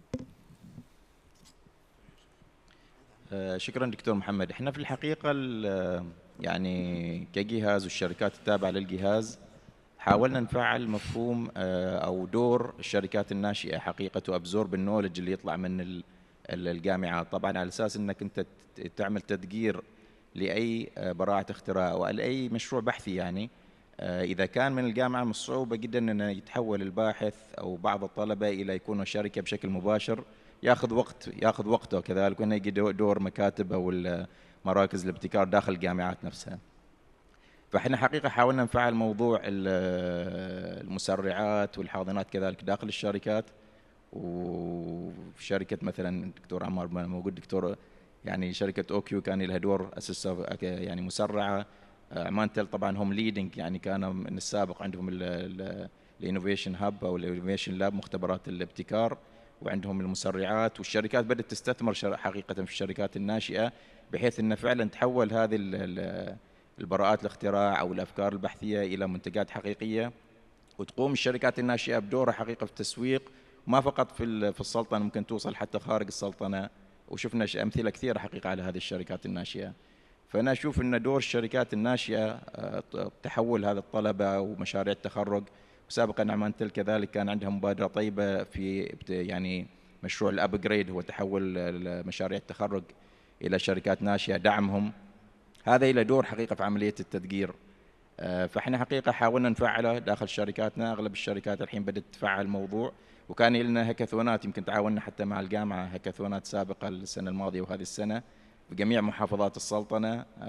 واهتمينا كثير بما بعد الهكاثون، كيف احنا نطور الفرق الفائزه الى شركات ناشئه، وتوصل هذه الخدمات وهذه الحلول الى مراحل تدقير متقدمه تخدم شركاتنا وتخدم كذلك الاقتصاد بشكل كامل. شكرا دكتور يوسف تفضل. شكرا دكتور. طبعا براءات الاختراع أمر مهم جدا بلا شك، ولكن أيضا في اعتقادي أنه إذا أردنا الجانب الآخر يشوف القيمة المضافة، فالواقع يقول بأنه لازم يكون هناك ثمرة اقتصادية لهذه البراءات الاختراع. فإذا لم يكن هناك تلاقي بين الثمرة المعرفية والثمرة الاقتصادية، معناته الحلقة بتظل فارغة في النص يعني. فالسؤال الآن كيف تستطيع الجامعة بناء منظومة ايكو سيستم مثل ما تفضل الشيخ الدكتور، ايكو سيستم يكون تلعب الجامعة في دور محوري واضح، تعرف كيف تقدم قيمة مضافة لكل نوع من أنواع الشركاء، وبالتالي تقدر أنها تسير مجموعة من البزنس موديلز اللي هي نماذج الأعمال، وكل نموذج يؤدي إلى ثمرة معينة. ربما المدرسة التقليدية في البحث العلمي هو النظر للبحث العلمي بمنظور واحد شمولي كبير، إنه إحنا نعمل بحث نتوقع أن هذا البحث يكون له قيمة معرفية، وأن في حد في الجانب الآخر يقدر هذا القيمة المعرفية ويجي يأخذها من عندنا. كل الجامعات أو معظم الجامعات في العالم اللي نجحت فعلا في نماذج الأبحاث مالها غيرت هذا النمط تماما. أصبحت تأخذ دور الريادة في المسرعات، دور الريادة في الاحتضان وسبين أوفس، يعملوا سبين أوفس للتجير، اسمه بالعربي تجير لبعض المشاريع، وبالتالي يروحوا للقطاع الخاص أو للشركاء الآخرين وهم عندهم منتج جاهز أو شبه جاهز، واضح جدا في العائد الاقتصادي. واضح. شكرا. سؤال أخير تفضلي دكتورة. مايك.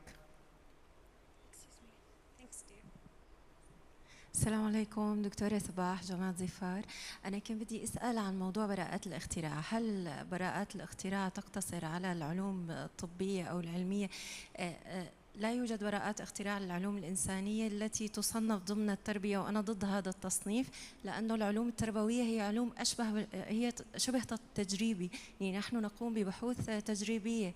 هل يوجد براءات اختراع للعلوم التربوية؟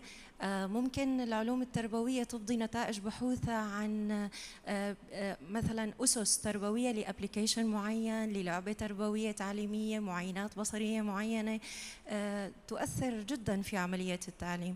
فأرجو شكرا.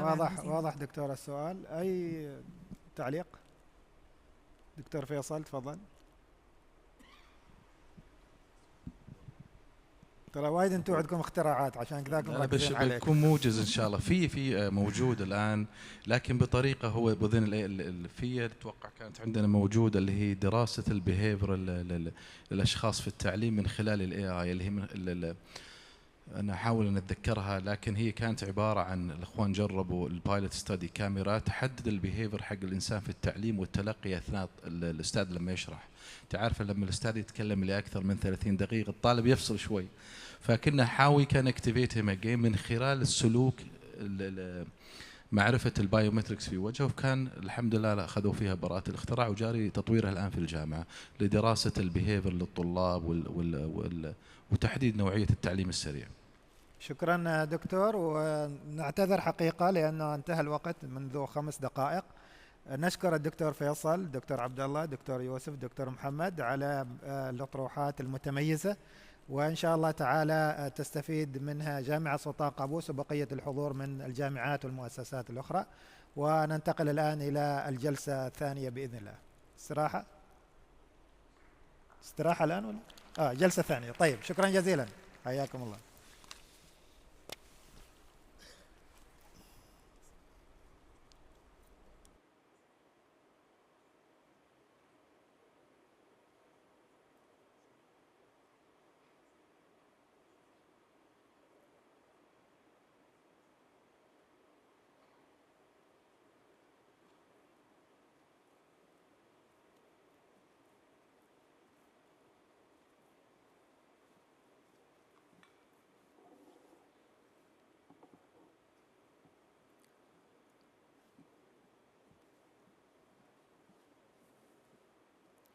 حضورنا الكريم، ننتقل بكم إلى الجلسة النقاشية الثانية، والتي تأتي تحت عنوان أثر البحث العلمي، ويديرها الدكتور عادل البوسعيدي، مدير مركز الابتكار ونقل التكنولوجيا بجامعة السلطان قابوس.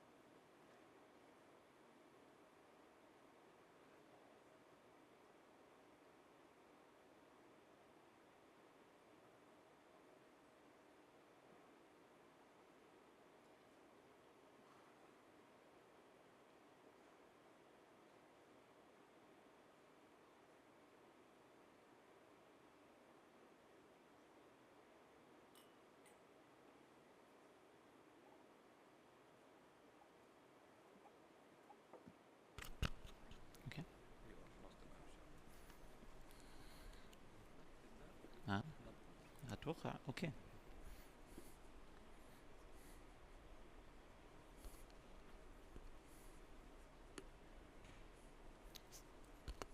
السلام عليكم ورحمة الله وبركاته. الصوت واضح؟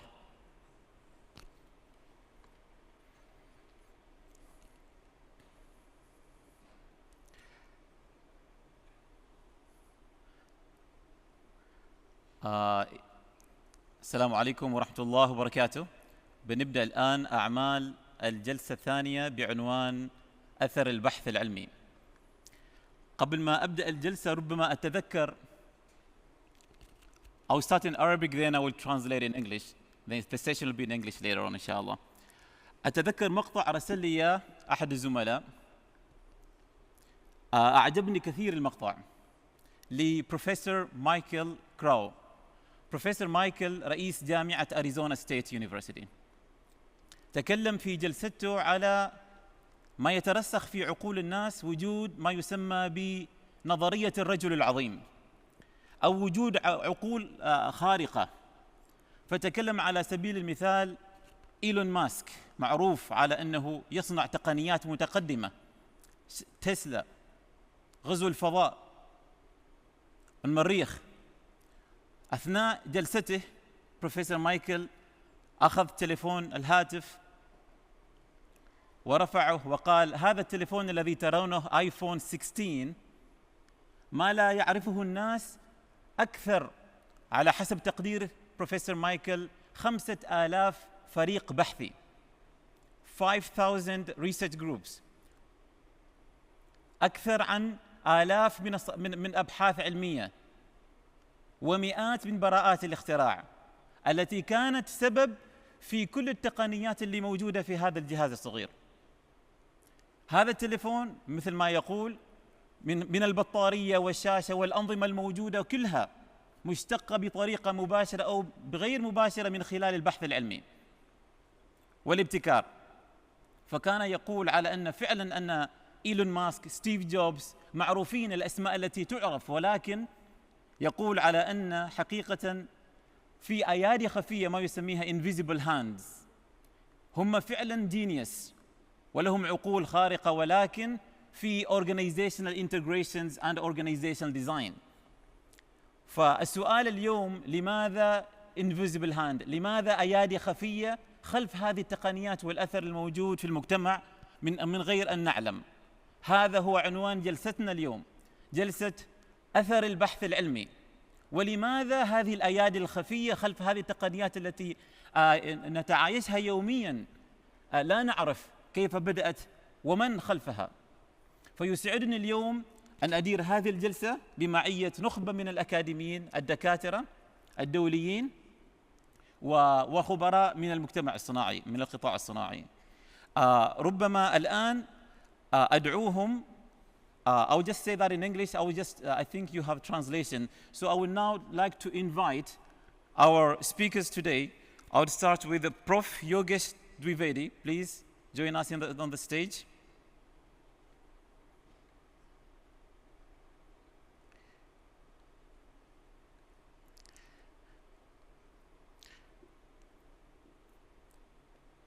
دكتور سعيد المير،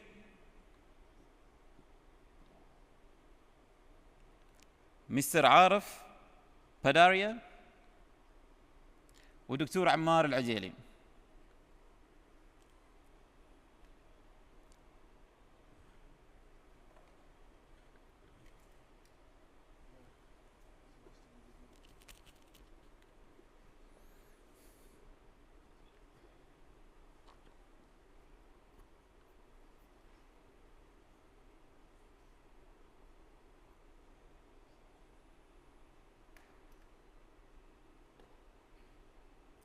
Thank you very much. Now we start first with two presentations. The first presentation 15 minutes, followed another presentation 15 minutes. Then we all convene together as a panel discussion with all four speakers. I would first like to introduce Professor Yogesh Dwivedi. Professor Yogesh, could you please raise your hand? You only raise your hand so they know you. Okay. Professor Yogesh Dwivedi is a distinguished professor of Department of Information Systems and Operations Management and affiliated at the Interdisciplinary Research Center for Finance and the Digital Economy, King Fahd University of Petroleum and Minerals, KFUPM, Saudi Arabia. He also holds an honorary professorship at the School of Management, Swansea University, UK, where he previously served as personal chair and professor in digital marketing and innovation. During his 18 years tenure at Swansea University, he held several key management roles and leadership roles, including Director of Postgraduate Studies, Postgraduate Research, Head of Department, and Research Director. He has co-authored over 700 widely cited articles with more than 100K citations. He has been recognized as a highly cited researcher by Clarivate Analytics and is ranked top 1 in Saudi Arabia and the 6th globally in 2025 by Research.com in the field of business and management. Over the years, Dr. Dwivedi has received several honors and awards, including Doctor Honoris Causa from University of Galati, Romania. Also, he received the Computer Educator of the Year Award by the International Association for Computer Information Systems. Also, Alumnus of the Year Award, and he was recognized by the UK Academy for Information Systems and recognized as one of the 5 finalists for the Outstanding Research Supervisor at the annual Times Higher Education Awards. Join me and welcome Prof. Dwivedi to deliver his presentation on research impact.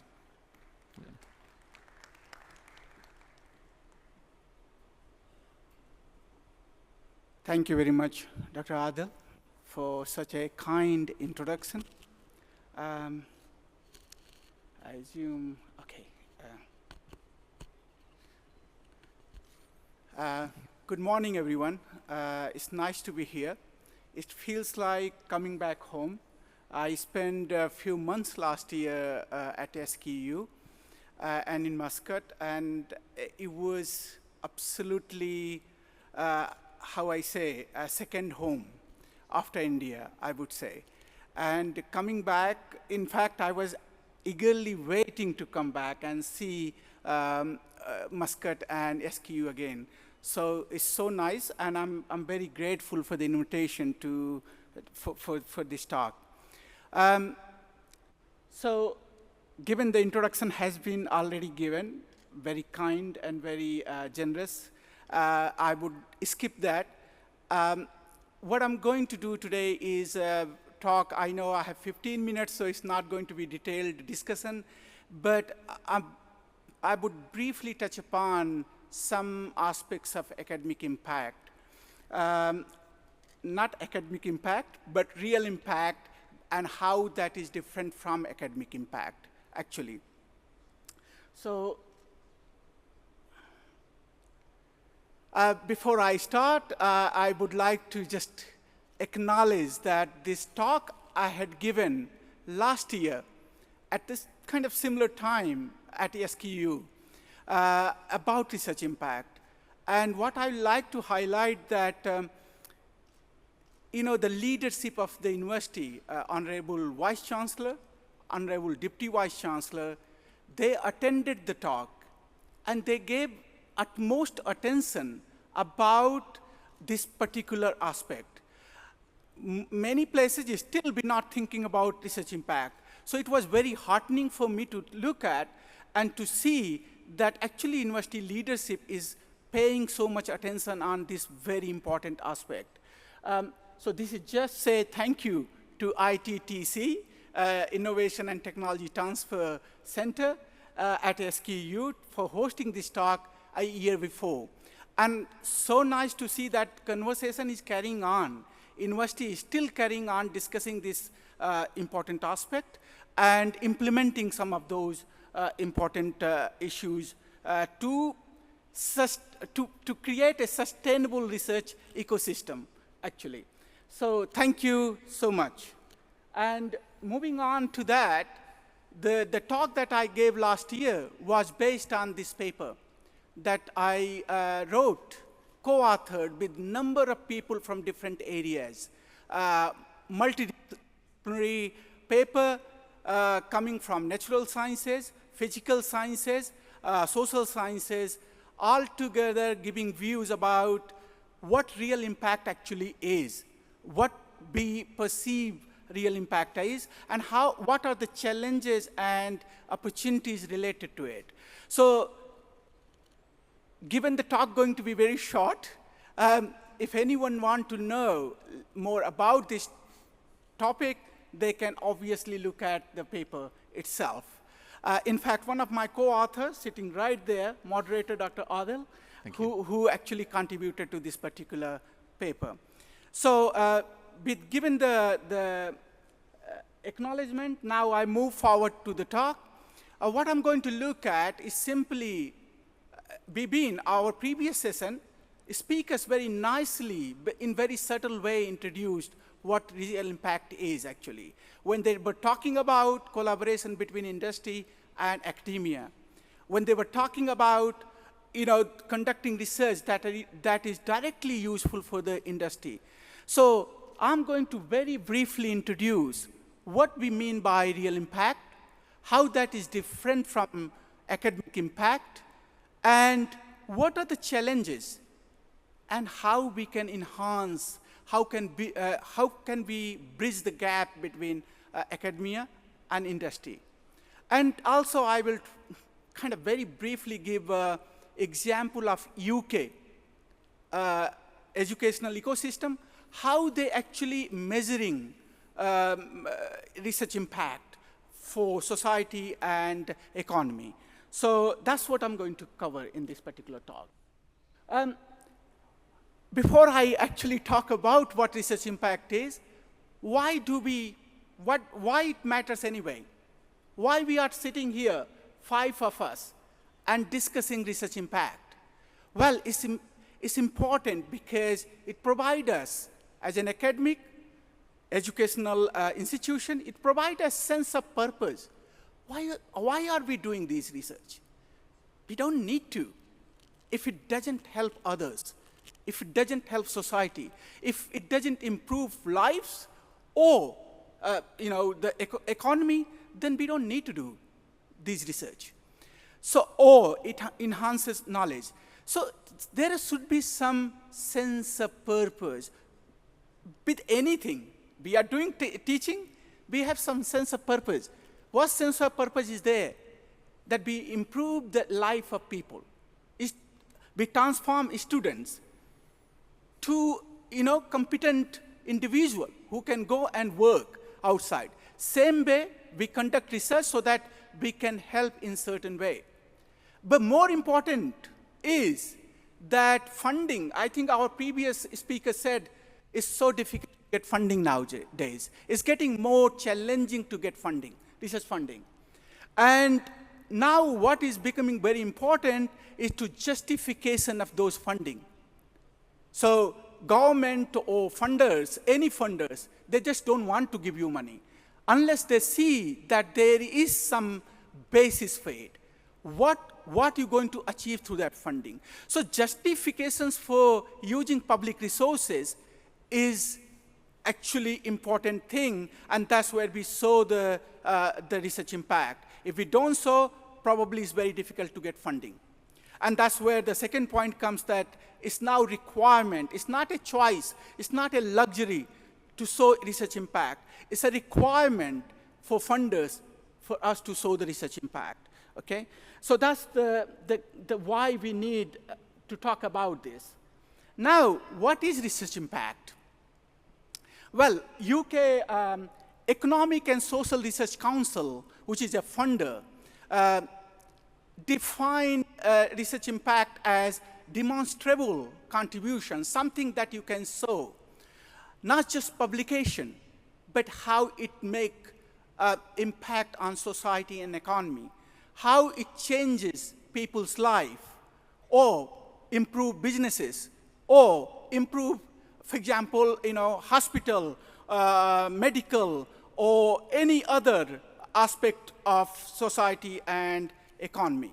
So to go further, UKREF, Research Excellence Framework, defines economic and societal impact as an effect or change or benefit to the economy, society, culture, public policy, services, health, environment, or quality of life. Something beyond academia, something beyond institution, okay? Now, what that means, that also means that impact is different for different people. For engineering schools, impact might be one thing, improving the way they built bridges, the way they, built electronic systems. For medical, it is something different. But for social sciences, it's entirely different. Impact might be just making, just helping in helping in the policy formulation, either government or any other bodies, okay?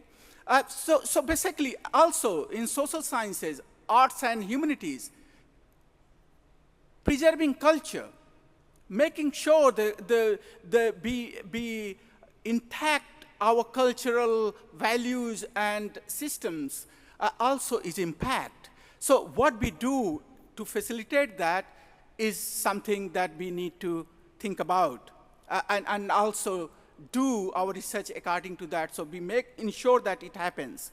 So these are all different type of impacts that you can see on this slide. Of course, there is no much time to talk about it, but it's just to show that impact is multidimensional, multifaceted. It has different views and different perspectives from different people, okay? Yet, what we think is impact, most of the academic, when we hear about research impact, what do we normally think? We think number of papers. We think patents. Patent is not really impact, but a first step towards impact. That's the important thing to think of. Unless you commercialize a patent, it's not really, you not have realized an impact. So that's what comes in our mind first. Then comes citation. Academic thinks that more citations they have about their work, more impactful they are. It is impact, but this is academic impact. It's not real impact, okay? Then we also think about ranking, okay? Ranking in different lists, ranking according to Clarivate, ranking according to Scopus, for example, top 2%. Again, that's impact, but not real impact, okay? We also think funding. If we got lots of funding, it's impact. No, it's not impact. It enables, it can facilitate impact when you do meaningful research which can help people, okay?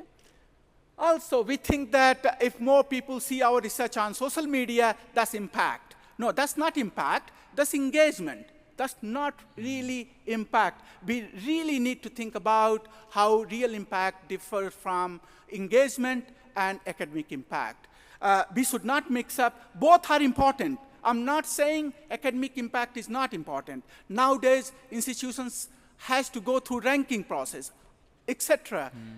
There we need citation, there we need number of publication, we also need patent, we also need strong engagement. However, it's more like self-consumption. Be producing our research and be consuming. So although it's important for our own institutional ranking and reputation, but it's not really real impact. And that's where we need to make, we need to draw lines. I know I have very little time, so I will speed up. So what are the problems in terms of what are the challenges and barriers? Why we are talking about research impact?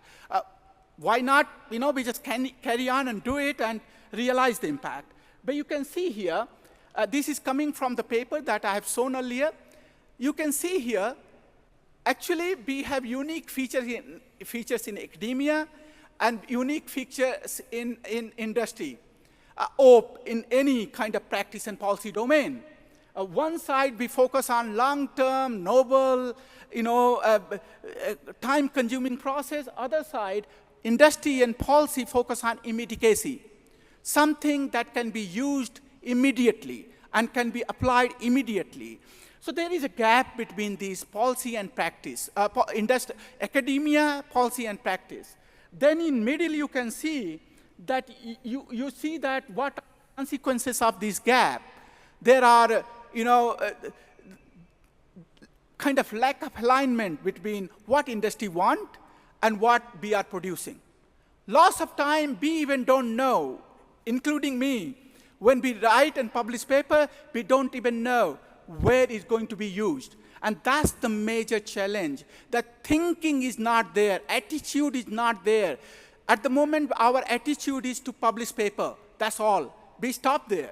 We don't think how that paper or how the findings of that paper going to be translated into impact and how that's going to be useful, okay?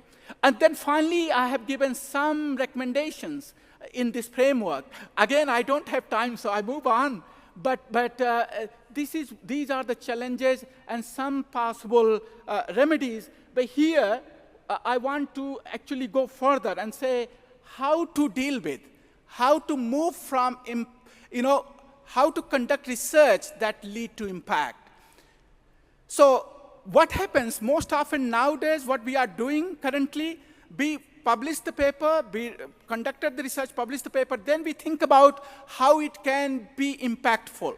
It's not going to happen if that's the attitude or that's the approach. We need to start thinking from the beginning, at the start of our research, that is this going to be useful? For whom?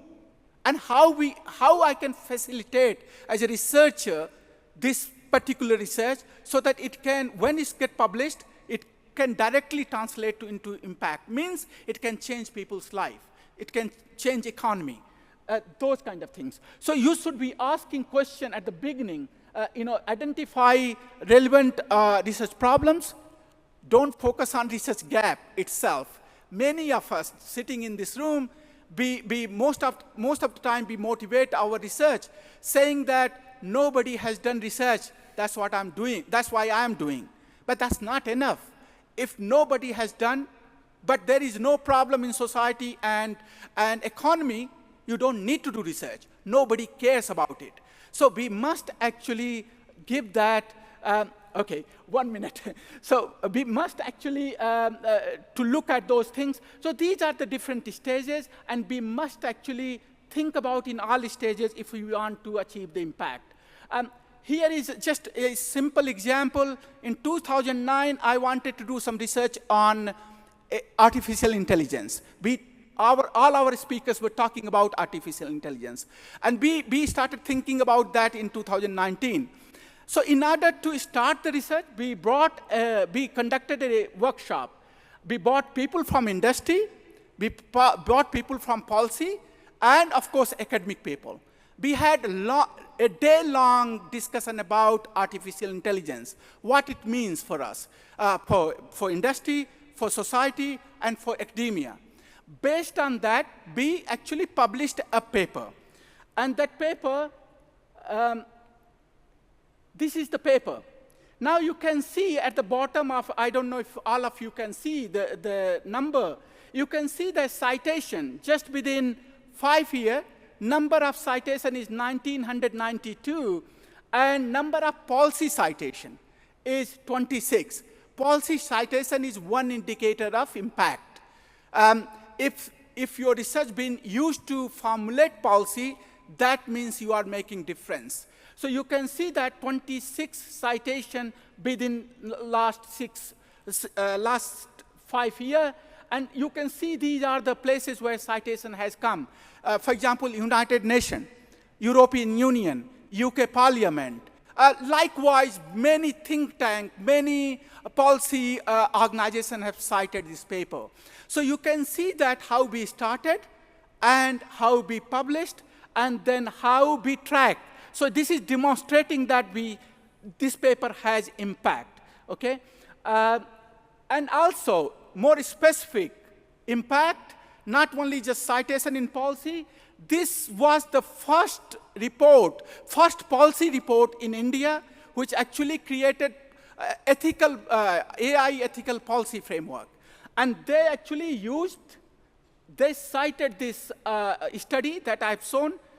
This framework is adopted from that particular article. So you can see the impact directly, not indirectly, okay? And with that, I will stop. This is just UK government, how they measure impact. You can see that measurement of impact is not a choice. It's now compulsion. 25% of total weight of research assessment, they give on impact. Less on output. Now 50% on research papers, 25% on impact, and 25% on environment. And how they measure impact? They ask researchers to create impact case study, which should list all the evidence of the impact. If we just say that my research has evidence, has impact, that's not enough.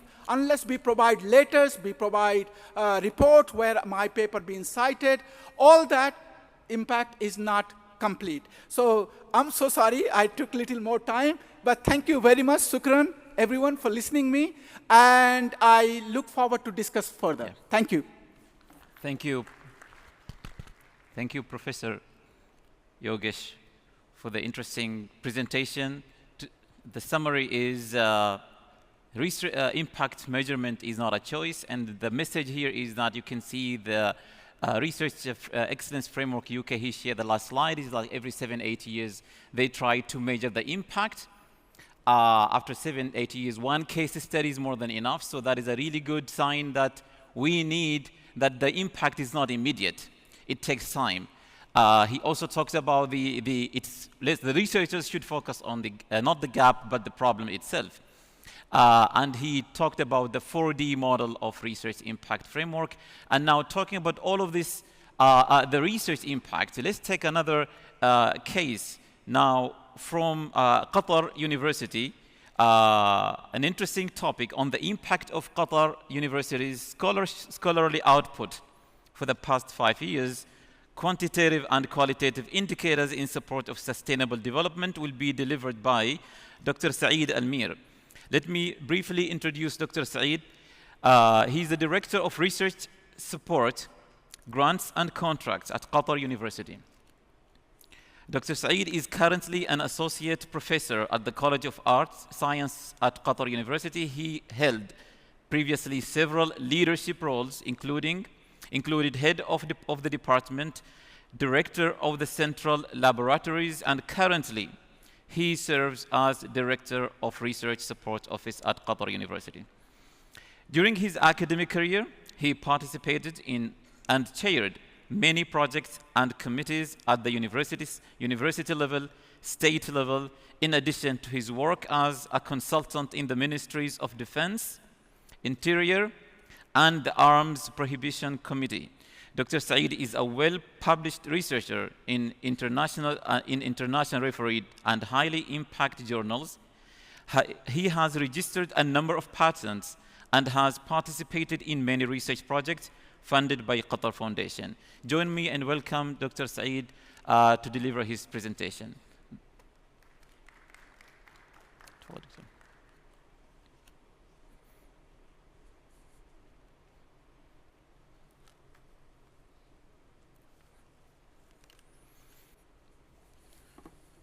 السلام عليكم ورحمة الله وبركاته جميعا. اسمحوا لي بس في البداية before I start in English I like to say some words in Arabic. في البداية صراحة احنا كجامعة قطر كقطاع بحثي في جامعة قطر ونيابة عن الدكتور أيمن أحب أنا أشكر جامعة السلطان قابوس على الإضافة الطيبة هذه. ومن يوم أمس إلى اليوم مش انتم بس اللي تفتخرون بالانجازات صراحه، حتى احنا كجامعه قطر نفتخر بالانجازات اللي انتم عملتوها ونعتز بالشراكه اللي بديناها تقريبا من 7 إلى 8 سنوات بين جامعه قطر وجامعه السلطان قابوس. بسم الله الرحمن الرحيم. For my presentation, actually, I like to apologize in the beginning, we made it in English, then we switched it to Arabic. Now, I prefer to say that in English if this is okay with you all. Today, inshallah, we're going to talk about research impact on sustainability, and we're going to share our experience, as Qatar University with you all, how we can measure that. Let's talk about first, about view and about our message, as a school, Qatar University. Very important for us to keep our privacy as Arabic country and Islamic country. At the same time, we like to have, a new generation of researchers and students that can build the country. Our view is, Qatar University actually depends on two parts. First part, which is academic part, and the second part, which is research part or sector. And these, the most important, basic things in Qatar University to have our plan for research and sharing both academic and research. Let's just, to have some idea about Qatar University.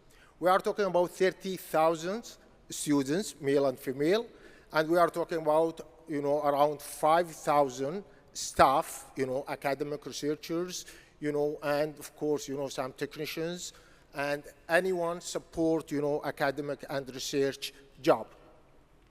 Here we are talking about 12 colleges. They are different colleges. We are talking about science, engineer, medical. At the same time, we have, educational, and we have humanity, science, and social science. If we are talking about research sector, we are talking about total 17 centers in Qatar University, but we divide that on two. We are talking about 8 centers under VP of Research, and we are talking about, another 9 centers, actually they go under colleges. And that's mean, we prepare our researchers or future researchers, from colleges and working and collaboration between, centers which is under research sector and academic. Let's just, take last 4 years. Our, let's say, what we made last 4 years and how this research, impact on the school. And of course, from yesterday, we learned, and I saw, a lot of jump in research, from Sultan Qaboos University, and they used for that to show, or their scale to us, SCOPS, platform. We are doing here the same thing. Let's go to see the publishing last 4 years. We are talking about 14.7, 12 publishing last 4 years. And this is a huge number if you, compare it with other schools around us, or even, international. For citation here, we are talking about 281,000 citation. They mentioned our work in the world. If we go to see FWCI, which is the field-weighted, citation impact, you're going to find it 2.1. The standard international is 1. That means we are 200%, almost double. And this is important for measure other things I'm going to show you in the next slides. For citation per publication, we are talking about 19.1 for each, and this is very good number. For the quality, Q1 journals and the Q2, we publish in that around 87% of our publishing, in these journals, which is Q1, Q2. And if we go to see the top journals, we have really good number in that too, 32%. And of course, this is effect in the school. The first thing, we're gonna have, and of course we go to QS ranking to see our level. And here we are talking about 122, our position in that. If we see the patent citing for QU publication, the number is 312. That's mean others, mentioned our patents 312 points. That means the number is very, very good. And this gives some idea about the quality of your work. For mention in the international media, last 4 years, we are talking about almost 1,400. For funding bodies, if you go to see research institutes or schools or educational schools, we have a lot from outside. They are supporting our planning and research, and we have good number here, which is 69. For collaboration internationally, we are talking about 73.9%. And this is just, this map gives, some idea about our relationship with different institutions in the world, research institution or educational or even, companies in the world. And this shows, we become international, around 3,008, institute. Almost here the same thing, but we just like to give you idea about our co-authorized publications with different schools in different countries. And the most one is with the United States. We have a lot of partners there. We work together, and this is one of the results, which is 7,000, almost 7,000 publications we share together. And in the area, we are talking in GCC, we are talking about Saudi, around 2,125. This map just focusing on Middle East, let's say, Arab countries around us. And this is, we have good numbers, but down a little bit here and up here a little bit. But, we are trying to make some good collaboration. At the same time, we like to keep the quality for our work, on high level. Here again, we are talking about FWCI from 20 to 24. This is just comparison, between international, where we are actually, for example, here, actually we came to 1, point. Top toward average is 2.1. We are almost there. We are talking internationally. But if you are, as we talk here, top 5 Arab average is 1.8. Compare in the area, we are the highest level in the Middle East. This is another, measurements, or let's say indicators can shows Qatar between Arab countries and top 10 worldwide university. Here, our criteria here, top 10 journals. We are 32, international, in Middle East, 31, internationally 48. Almost we are close to be, next to international. If we are talking about, again, Q1, Q2, we are 87%, and internationally 90%. And Arab, average is 64. For citation per publication, even here we are really high, 19 compared to international, which is 18. But let's say, our number, which is low, and last part, which is citation per faculty, is 48. Compared to international, we are talking there, 92. And the reason here, actually, we have a lot of departments like Sharia, like, Lugha Arabiya, like educational. They don't publish in scopes. For this, in total, the number is high, but who is sharing in scopes their work is less. And of course, the number is going to go down. This is just give you, some idea about the fields. Most of work and research work you can see, in engineer and in medicine, and of course, in IT, which is 20%. This is just, give you some idea. Really, we are focusing on science a lot, and we have a plan for the future, actually, to push more money, for research and social and the humanity, inshallah, science. And this is comparison, what we do on Qatar University compared to the goal for United Nations. They have different fields here, and we are almost there on most. Not all, even over. For example, if we are talking about clean water, we have a lot of research, even more than 1, which is almost 2 double. This is just example for that. And here we are the same here. We have FWCI here, and we have the numbers of publication, add all these topics from United Nations and see ourselves. For example, if you see gender equality here, little, papers, but they have strong effect on FWCI. It's not only, the number of papers, even the quality of papers. This is another slide, shows patent, in general, and from 20 to 24, and the numbers going up. Actually, we start like here in green 14, now we have 16.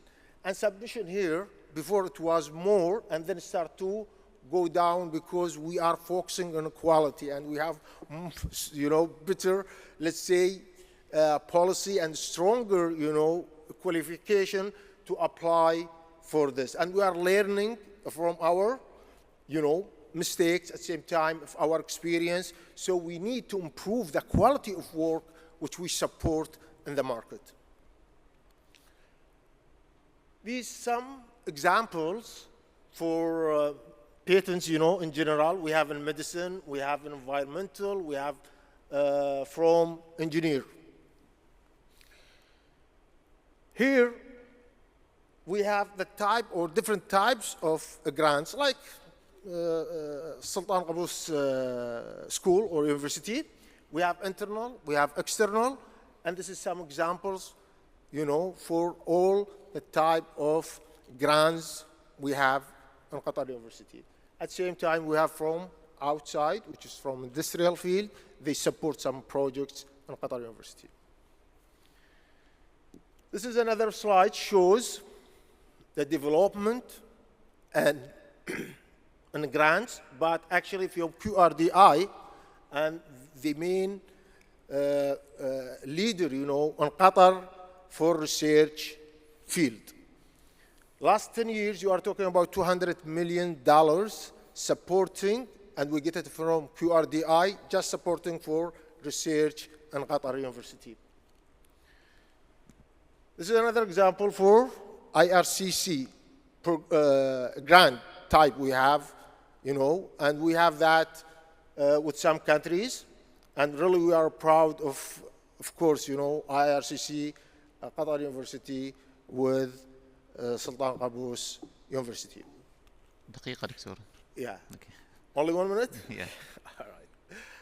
And these some companies, our partners from out and from inside, supporting our grants. We have big companies, we have big schools from inside and outside. And this is the same thing here. This is internationally from Europe. Thank you very much.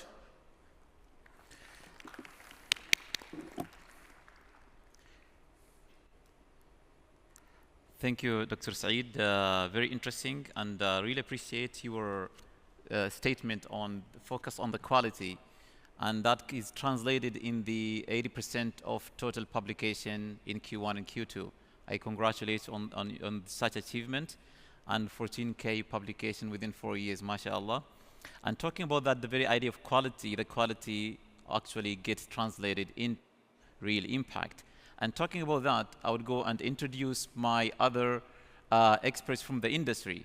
Now, the previous session, they talked about triple helix. I think we have it here from academia, from the industry. I don't know whether they represent the government or not. But I will start introducing on my right side, Dr. Ammar Al-Ajeli. Dr. Ammar Al-Ajeli is Vice President of Innovation, OQ. Dr. Ammar started his career in the colleges of technology in Oman as a lecturer. Also, you came from academia, mashallah. He moved through several posts in the colleges and assumed leadership roles as Dean of Salalah College of Technology back in 2011.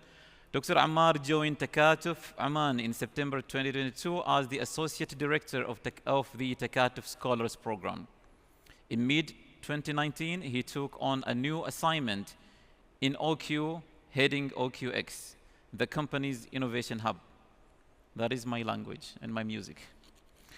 OQX focuses on developing innovations for the energy industry through applied R&D, deploying new technologies, and running an accelerator program to develop new products and solutions with the help of startups, all with the aim of delivering value to OQ and supporting its energy transition journey.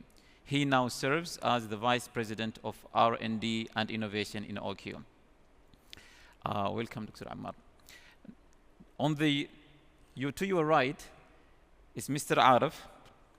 Actually, we have a very diverse group here. You can see Prof. Yogesh flew all the way from UK, Mr. Arif from the US, and Dr. Saeed from Qatar, so it's a very diverse group.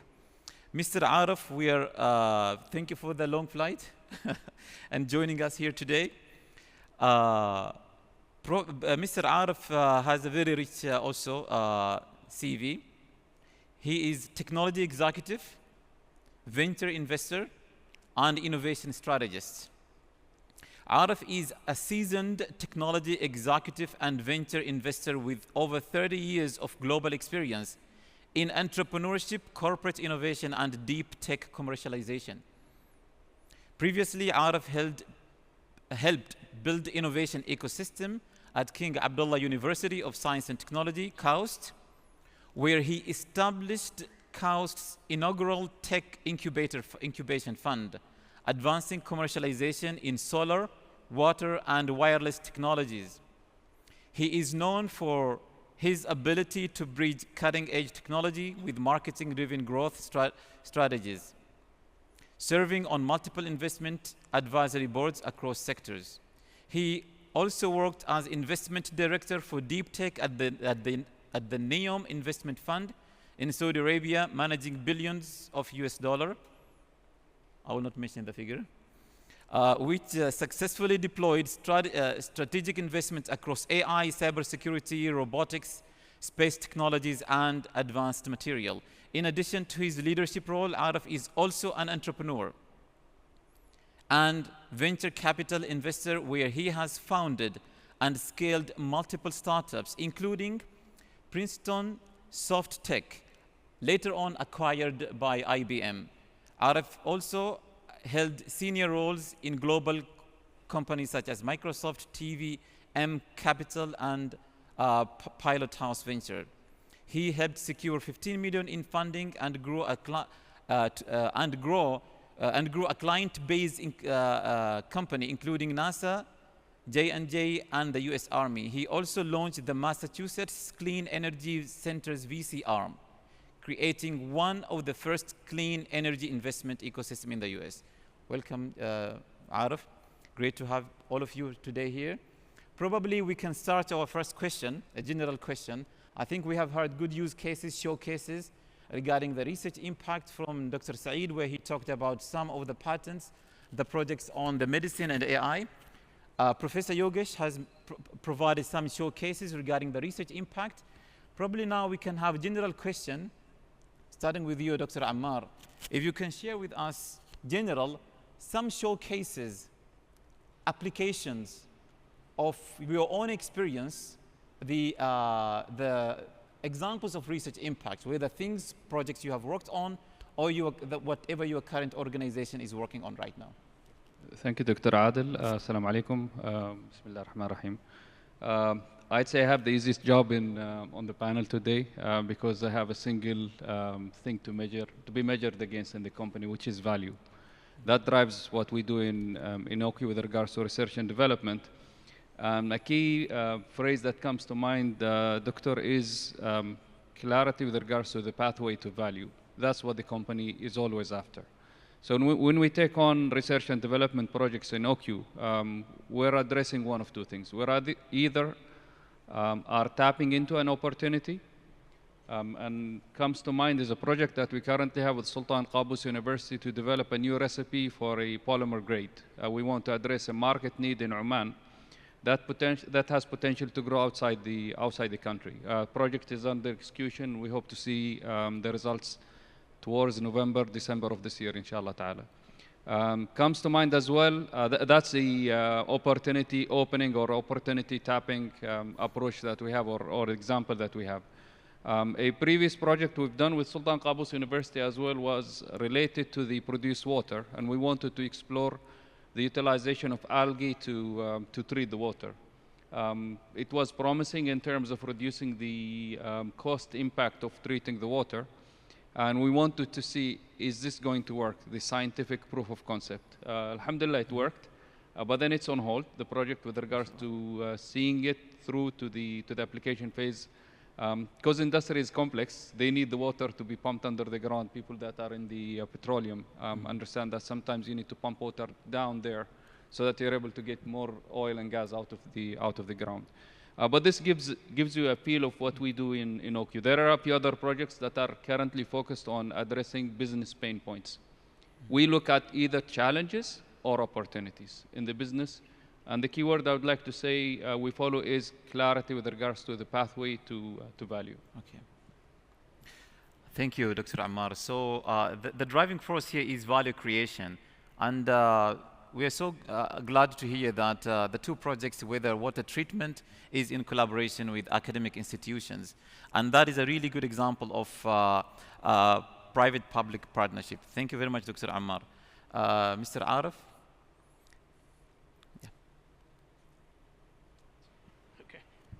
Thank you. Look, I'm going to take a different tact. You're hearing a lot about sort of academia and industry and so forth. I wanted to really speak to the students and talk about my own example. I'm going to take you back almost 30 plus years. I was a graduate student in the US. I was at Rutgers and Princeton doing a PhD in computer science. And the thesis of my work had to do with databases. And what maybe the voice a little bit up. Oh, a little closer. Sorry. Sure. And the thesis of my work has to do with databases, and that there was a time 30 years ago when relational databases were really coming out. And my thesis, I had a disagreement. I was doing theoretical mathematics and computer science, and sort of had a disagreement with my research advisor. And that led to me dropping my PhD and starting a company. And that was the company that was created called Princeton SoftTech. And the reason I tell you this example is that we took 3 years to take that idea, built it out, and sold it for triple-digit millions to IBM. In the course of doing that, as a 22-year-old, I created 50 jobs, brought value to the ecosystem of technology, and created an entire paradigm called extraction, transformation, and loading of data. Now, I tell you this because this, at the time, I did not quite reflect on it. But over the years, when I thought about it, that was really research that I did at the university, which then we took not only the output of it, but created an outcome from it and created an entire platform, technology, and company that still lives on today at IBM as a solution that's being sold. I was very lucky to have done a rinse and repeat, if you will, and created a second company right after that, again in the data warehousing space, again based on research. Thankful to sort of an academic and private-public partnership. It was called MCC out of University of Texas in Austin.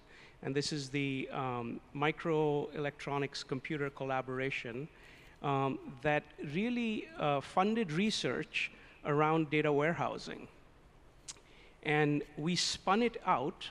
My partner was a PhD linguist at Princeton, so I knew her from there. And we spun that technology, that idea out of that consortium, and again created a second that was my second venture called Evolutionary Technologies. And subsequently that, again, we built it up to about 75 people. And just coincidentally, in another 3 years, ended up selling it to Versata, which then eventually got sold to IBM as well. I bring to you these examples because the value, as I reflect on it now, was really back in academia, in research, and that really helped bring something to the market, but also created an eventuality for me as an individual, and therefore directly impacted me. So what I want to tell the students is that this is real, and yes, you know, I still don't have a patent. I don't have research papers that I've published because I never got to that point. But the reality of the work that's done at university is significant and important. And the institutions that you have here at SQU in in tech transfer, in innovation, that are helping you bridge the divide between sort of the academic research and the institutional work that's going on in industry, like the gentleman, Dr. Amar, is doing, is very significant. So pay attention to both aspects of it and try to bridge that divide every day. I hope this is helpful. I perhaps taken a tangent from your question, Doctor. Thank you, Arif. This is very interesting. So from research, academic university, it was a thesis to a company. What's very interesting, and actually SQ now has that direction in which translating and directing supervisors to encourage their students, master thesis and PhD, to convert them into startup. Thank you very much. Dr. Saeed, do you want to share anything? I think it's very important to see the differences between academic research and industrial research, right? And we see a lot of numbers, a lot of publication, you know, in Q1 and Q2. But we need to ask ourselves, this is very strong journals, beautiful even, you know, research, and all of these things. But to affect, you know, on economy or effect on industrial field, we need to understand what's the difference between them. For example, academic researchers, always they grow up in schools, all right? And that means they publish just to improve their situation as jobs even, you know, who's an assistant, they're gonna work to publish more paper to be, you know, associate, and associate, they're gonna work, you know, to publish to be, you know, foolproof. For industrial, they don't care about your level. They make deal with you from beginning, you know, this is your salary, this is your benefits. And it's better for them to not publish, by the way, to keep things, you know, under their control. What I like to say, you know, there are big differences and points. For this, sometimes to put them in one scale and see why, you know, especially educational institute doesn't affect on industrial directly, we need to go and think about these differences first. Yes, yes, thank you. Prof. Yogesh, thank you, Dr. Saeed.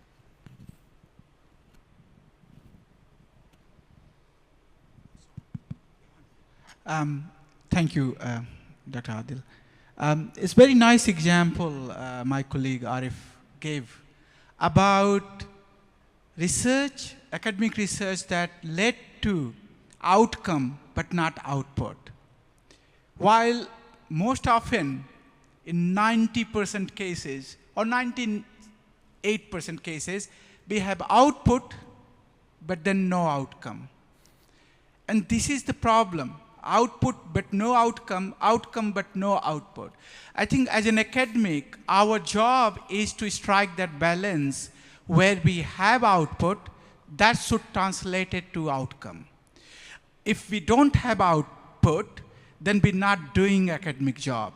We're not generating knowledge, which is our prime duty.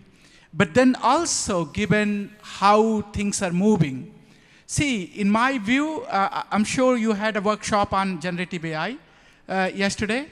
So some discussion would have happened. But in my view, in 5-year time, I'm not sure if output hold importance.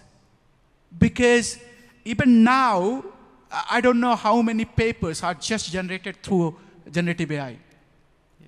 So when there will be no value for output, how we sustain the research. And this is what the theme of this year's conference, how we sustain the research. I think the impact will be one of the anchor that will be sustaining the research in future. Output will not be. So publication will not be. If we don't focus on impact, build academia, and we will be in serious trouble. That's my view. I think the striking the balance between output fine, but let's move on to outcome. And I would like to just mention my new institutions, how they are doing it. So our previous colleague mentioned they have research centers. KFUPM is slightly different. They have research center, but they have interdisciplinary research center. I think one of the colleagues earlier mentioned that how can humanities can create patent? Well, it's difficult for humanities alone to create patent, but if they work with other people in other disciplines, they can create patent. They can create impact too. So interdisciplinary research, focusing, giving balance, striking balance between output and outcome is absolutely essential going forward if we want to sustain research in future. Thank you. Thank you, Prof. Yogesh. So the message here is that for the multiple colleges, research centers, they should work together, collaborate, not to compete. That is very interdisciplinary. And thank you for mentioning the focus on outcome instead of the output. Now we'll open for questions from the audience. Questions?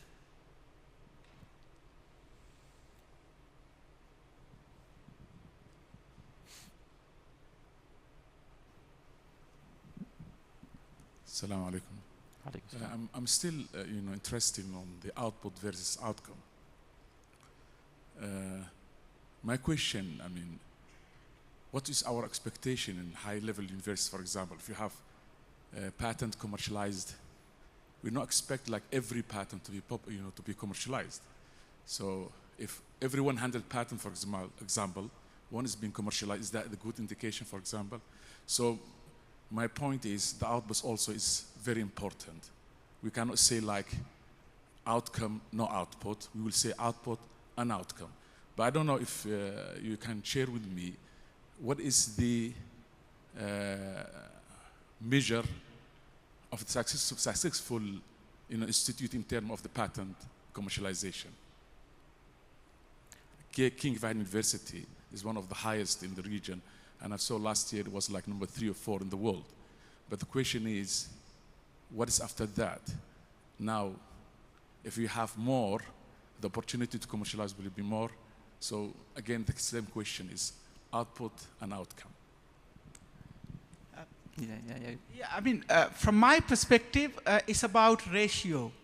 How much output is translated into outcome? If the ratio is very low, it's problematic. Of course, nobody expecting 100%. It's all depending upon which institutions we belong to and what their vision and ambition is. At KFUPM, they highlight that when you are conducting research, focus on the outcome. Output will come, but how it's going to help. So societal benefit is the core of the institutional belief and value. So there is no set answer for this because it varies. Look, if in a new institution in early stage, what will be their focus? Output, because they want to create the base. But if it's an established institution, you talk about Oxford, Cambridge, or any top institution, if you look at them, their focus is not on output. Their focus is on outcome. What they are generating through the research. Research come in the process. Research not at the end, Yeah. Thank you, Prof. Dr. Ammar? I think your question is spot on. And I think we need to strike a balance in here. Output is necessary. I was having a discussion in this same exact hall yesterday about basic research and applied research. And basic research goes about exploring concepts that might not have an application in industry in the foreseeable future. One thing comes to my mind is LEDs. Work started on LEDs in the 1920s. We only saw applications roughly 100 years post that point. If that person did not do the basic research in the 1920s and said, okay, let me explore this concept, we wouldn't have these lights. They wouldn't be there. Output is really important when it comes to exploring the basic concepts of science and preparing the foundations for future applications. So in my opinion, we need to be careful in striking that balance. If we are totally focused on outcome, If we totally focus on what I want from you today, you'll only do boring stuff that will address industry's needs today. What about industry 50 years down the line? I don't have visibility on that. You might have visibility on it. So I'd say striking the right balance needs to be had. But it's also about the mindset and the journey that both industry and academia need to walk with regards to changing the mindset on both sides. On industry side, we fear uncertainty, we fear lack of clarity. On the academia side, Dr. Adil, the focus is clearly on publishing, on citations and the likes. Gentlemen have covered this fairly well. And it's about both sides adapting a mindset that focuses on trying to produce the best outcome collectively. But I'd say, SQU, please do not stop doing basic research. Even if we come to you and say, this is not of value to us, please do not stop it. We need to be promoted. We'll keep doing it, inshallah. Yes. But it's also about, Dr. Adil, the intellectual properties that are in the university. We also have a role as industry to utilize those and to commercialize them. And in the absence of a good connection between us and you, we will not be able to explore what you have in place and then see ways to extract value out of those. You want to say something? Okay. Look, I'm going to add another twist to this. I think Dr. Amar pointed a very important fact out, a distinction which is sort of the basic versus applied research. And I think fundamental basic research needs to go on, and it doesn't need to necessarily have an industrial output or relevancy. It'll find its way. But what I'm sort of going to reflect on is what the speaker sitting sort of to the right to you in the earlier session said, is universities need to get into this new paradigm, University 5.0. And I think that's a fundamental change that's required, because the mindset needs to change in terms of what are we teaching our students, what is the ultimate benefit of education and doing sort of that applied research and getting it out into the market, ultimately creating jobs, creating the betterment of society and so forth. Now, a number of companies, I've invested in over 200 companies, a number of them never had a single patent. And if you look deeply into sort of the computing and deep tech, people do not even file for a patent, because that in itself, or a trademark, or any sort of publication, because that in itself gives an indication to the rest of the market that they could adopt it, and the competitive landscape competitors could pick that up, right? And build a company around it. So there's a significant paranoia around filing for patents or filing research papers or what have you. I was just advising some of the startups that Dr. Adil is advising here and building at SQU, and I was advising them against filing for a patent, because I said, you've got a fantastic idea, you've got to run with it. You've got a real market window, you've got to execute on that. Certainly understanding very deeply what the market benefits are, what the total addressable, all the metrics that business requires. But I think the definition of sort of patents and classified, academia needs to change. I'm not an academic, but what I'm trying to help with is taking sort of bridging the divide, if you will, taking sort of the academic research, the applied components, and bringing in sort of the industrial component, understanding what does industry need, what does society need, that can be impactful ultimately to the human, to the GDP of the country, to job creation, to all of the economic development metrics that are available and need to be impacted. And then that bridging that divide requires, in my sense, if I may, for one more minute, talk about one of the questions posed by Dr. Adil ahead of this talk was, what could you offer as a speaker in terms of perhaps a policy change that might be required, or a fundamental ecosystem change that might be required perhaps to Oman or to any of the GCC countries, is having, filling this funding gap, having an institutional, I'll go forward and say, having some sort of, a fund, a public-private partnership fund that allows one to bridge the divide of funding, to take some of these, I've heard this from a number of speakers, that one of the biggest issues is the funding issue.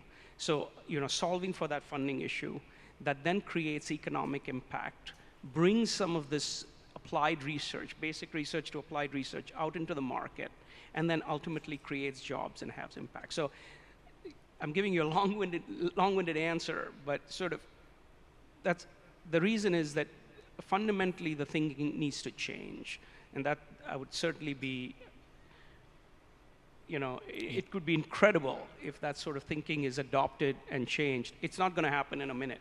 It's going to take several years, if not decades, to do, but we got to get started. Yeah, thank you. Dr. Said? Actually, there are a lot of patents. We don't pay attention, to that, maybe this year or next year or, after 10 years. But doesn't mean, it won't affect on the life and industrial. For example, everyone heard about electrical cars, and how they change the world, if you want truth, and they are shifting even the gas and oil to another products, not only burning that, for cars. Even the engine is different now, all right? That's mean less iron, less aluminum, all of these things, and new jobs, if you want truth, in the market, and new even names. Tesla, nobody heard about Tesla like 20 years ago. And electrical car discovered, more than 80 years ago. Let me take another example, for example, saccharin, which is sweeter, which people, they use it for diet in general, is discovered, in Second War. Because armies, they were away of sugar. They want to discover something sweet for their tea, and they discover that. But nobody pay attention to that after the Second War. Then it's become important. For example, screen touch, which we use it for iPhone. It's discovered from a long time, by the way. Nobody pay attention to that before. But Steve, when he came, he bought that, and he started to make his iPhone. There are things we could use it in the future. It doesn't mean, if I don't use it right now, that means waste of money and waste of time. This is what I like just to add. Thank you. Yeah, last comment, then we take another question. I very quickly add upon the in terms of funding, how to bridge the gap between academia and industry. I don't know if anyone had experience in Germany. In Germany, most of the funding proposals, the PI has to include at least one COI from industry as a means to ensure that the research they're going to conduct is useful for that organization or organizations in general. So bringing that kind of policy, institutional policy, or policy at national level would be wonderful in terms of if we want to bridge this gap. Otherwise, we as an academic have our comfort level. We don't want to go out of it. We want to submit proposal. We want to get funding. And the purpose is one, more we have, higher we climb. Once we climb to professorial level, journey ends. Simple. Nobody cares about anything. So having these requirements will push us out of our comfort zone and make us work with industry people, and the problem will be slowly resolved. Not quickly, but slowly resolved. And I would say that all good research are applied research. I mean, we generating knowledge. So as long as we are generating meaningful knowledge, it becomes applied research. I do not put too much of discrimination between applied and basic because it's about good knowledge and useful knowledge. Yeah. That's all I would say. Thank you. Thank you very much, Prof. So the understanding here is that we engage both the problem owners and those who have solutions together they work together for co-funding. I think now this practice has already started some universities to engage the industry as co-PI or as part of the investigating team. Thank you for sharing. Now let's take the second question.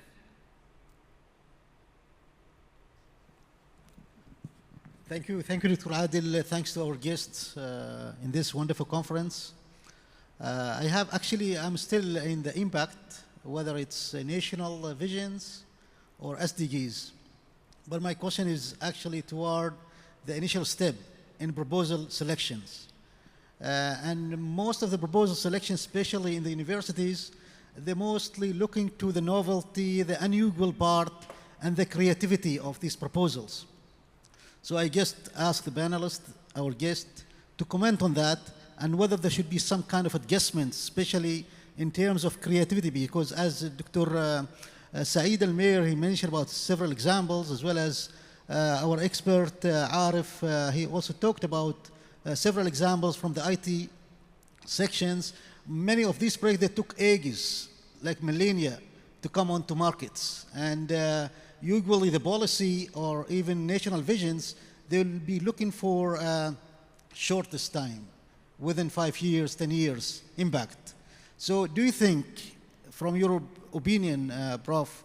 Yogesh and Dr. Saeed, do you think or do you recommend certain changes, adjustments in proposals that are applied and could also improve the impact, whether it's in policy or it's in product development, or could be also in So Dr. Mohammed, the question is, should the current conditions in granting the grant should be revisited or not, instead of focusing on the short-term KPI? Is that correct? Yeah, I mean, especially with the novelty and the unusualness of these proposals. And thank you.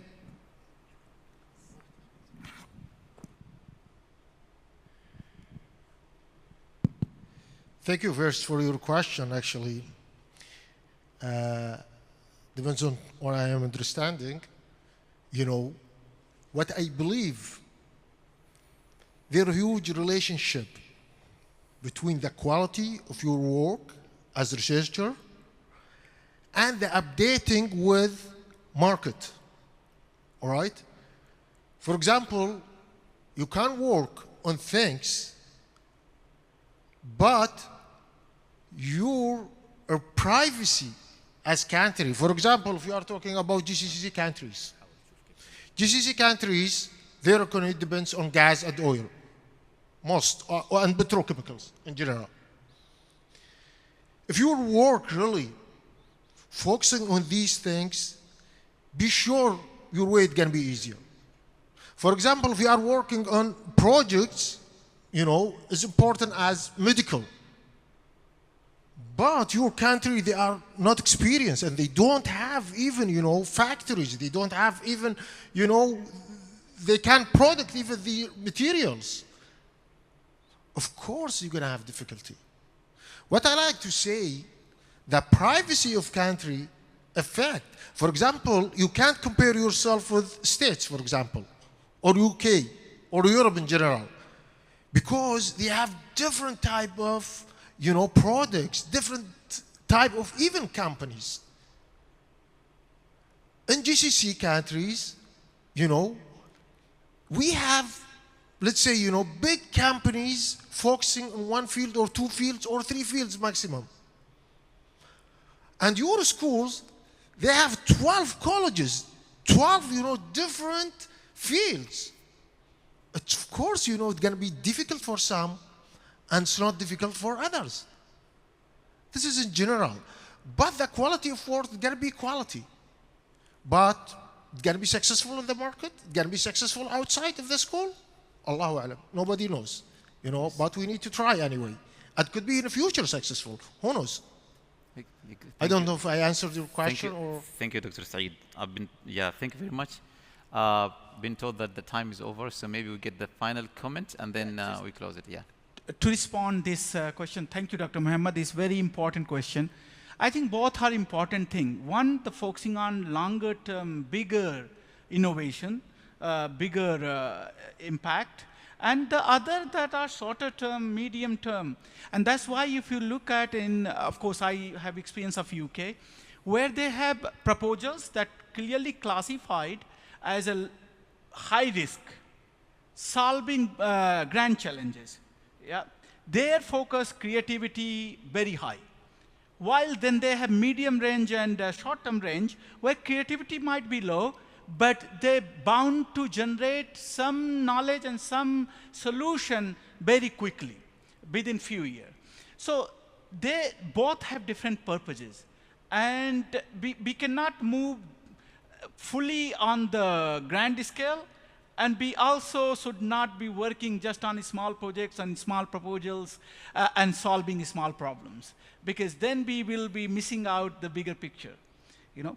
So that's all I would say that, and depending upon which one is there, we need to vary our funders need to vary and institutions need to vary the requirement of the novelty, creativity, and risk acceptance, all that.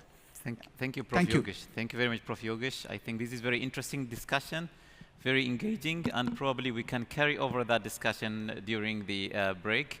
Now I would like to thank all of our speakers, Dr. Ammar Al-Ajeli, Mr. Arif Badaria, Dr. Saeed Al-Mir, and Prof. Yogesh Dwivedi. Thank you very much. Please join me, give them a round of applause. Thank you very much. نتشرف بزيارتكم للمعرض المصاحب للملصقات العلمية للبحوث الأكاديمية خارج هذه القاعة، كما نعلن عن بدء استراحة قصيرة لمدة ربع ساعة على أن نعاود اللقاء في الوقت لاستكمال فقرات هذا البرنامج. وندعو الدكتور خلف العبري رئيس قسم أصول التربية والإدارة التربوية بجامعة السلطان قابوس للتعريف بالأعضاء. بسم الله الرحمن الرحيم، والصلاة والسلام على سيدنا محمد وعلى آله وصحبه أجمعين. طبعا جامعة السلطان قابوس ضمن مؤتمر البحث العلمي استضافت شبكة الحوار التنموي، وهي شبكة يعني تنسقها وتديرها مؤسسة الإسكوا. فضمن هذه الاستضافة أيضا جامعة السلطان قابوس سترأس الدورة القادمة من إدارة هذه الشبكة. فيشرفني اليوم أن أرحب بالزملاء القادمين من الدول العربية. معنا مجموعة هنا، وأيضا موجودين أيضا مجموعة ضمن المتحدثين في الغد. فدعوني في البداية أن أعطيكم فكرة عن شبكة الحوار التنموي، والتي تمثل نموذجا متقدما للتعاون بين الأمم المتحدة والمؤسسات الأكاديمية في العالم العربي. تأسست الشبكة في عام 2019 بمبادرة مشتركة من جامعة قطر والإسكوا والرابطة الأكاديمية للأمم المتحدة، وتهدف إلى خلق جسر معرفي وتفاعلي بين صانعي السياسات والباحثين. كما سنرى اليوم توجد ورشة عن طريق منظمة الإسكوا مع الشبكة عن كتابة السياسات من خلال البحوث العلمية. ومنذ ذلك الحين أصبحت هذه الشبكة منصة للحوار والتعاون في سبيل دعم تنفيذ أهداف التنمية المستدامة في المنطقة العربية. تركز الشبكة على تبادل المعرفة وتقديم المشورة الاستشرافية وتعزيز الحوار العلمي حول قضايا التنمية. واليوم تضم الشبكة 38 عضواً من 16 دولة، وتمثل صوتاً أكاديمياً حيوياً يدعم جهود الأمم المتحدة على المستوى الإقليمي. طبعاً ممكن نعرج لبعض أنشطة هذه الشبكة خلال الأعوام الماضية، من ضمنها الورشة السنوية التي حضرها حوالي 500 مشارك من الوطن العربي. وأيضاً نفخر في جامعة السلطان قابوس بأن شاركنا وبقوة في بعض هذه الورش. عندنا أيضاً سلسلة أوراق بحثية تصدر عن الشبكة، والناشر معنا جامعة قطر، مشكورين. هذه الأوراق تتناول السياسات العامة من منظور علمي وتطبيقي، وسنرى بإذن الله في الغد 10 أوراق أو 11 ورقة من هذه الأوراق من حول الوطن العربي. أيضا عندنا برنامج قلنا عنه اللي هو التدريب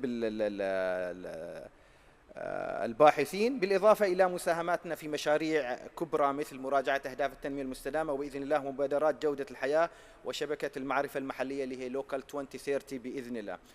لكن في ظل التحديات اللي موجودة نرى أن هذه الشبكة لها دور في دعم تحقيق التنمية المستدامة على المستويات المحلية، ولذلك ارتأت جامعة سلطان قابوس يعني استضافة هذه الشبكة، وأيضا قيادة الشبكة خلال العام القادم بإذن الله. ونرى أن هناك أهمية في ظل التحديات الموجودة حاليا على المستويات المحلية والإقليمية. شكرا لكم. وأيضا أدعو الآن الدكتورة إلهام الخطيب من جامعة القدس لإدارة هذه الجلسة. والدكتورة إلهام أيضا هي عميد للبحث العلمي في جامعة القدس، تحمل دكتوراه في طب الأسنان المجتمعي والوقائي، وهي خريجة من جامعة أيوا في الدكتوراه، وتحتل يعني على المستوى العالمي موقعا يعني في خدمة الجانب الطبي والأسناني، وأيضا الجانب الطب الوقائي فيما يخص طب الأسنان. حصلت على العديد من الجوائز ما راح أتطرق لها، من ضمنها جائزة في طب أسنان الأمهات الحوامل بالتحديد. كل التوفيق دكتورة في إدارة هذه الجلسة، وإن شاء الله جلسة موفقة. مساء الفل، يعطيكم العافية، السلام عليكم. شكرا دكتور خلف على التقديم. حندير الجلسة إن شاء الله باللغة الإنجليزية لأن عندنا أحد المتحدثين باللغة الإنجليزية. We start with good afternoon, esteemed colleagues, panelists and guests. It's an honor to welcome you all to the 5th annual panel session of the Academic Network for Development Dialogue, ANDD, held here at the beautiful Sultan Qaboos University. Today we are privileged to address one of the most pressing issues facing higher education in the Arab world: how to enhance and build sustainable research systems in our universities. This topic is timely given the rapidly evolving global landscape. In a world where global competitiveness, local impact, and sustainability are more interconnected than ever, universities in the Arab world stand at a critical crossroads. On one hand, we witness promising advances, as we saw in the first two sessions, in research output, institutional reform, and regional collaboration.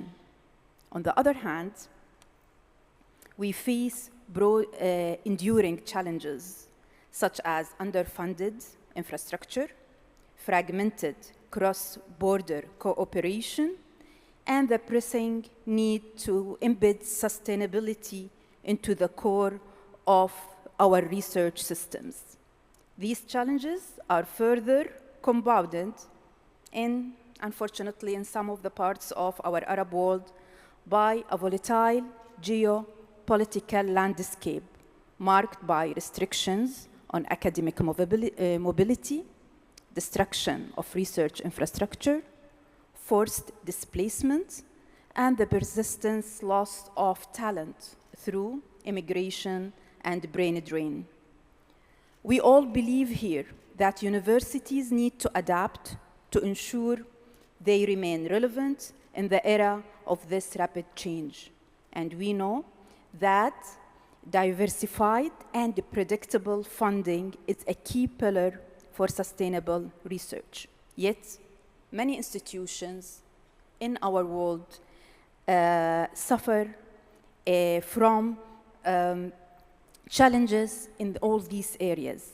Therefore, in this session, we will discuss how can we overcome those obstacles and what opportunities we can seize to build sustainable research systems. And when we say sustainable research system, we mean resilient, collaborative, and aligned with national, regional, and global sustainability goals.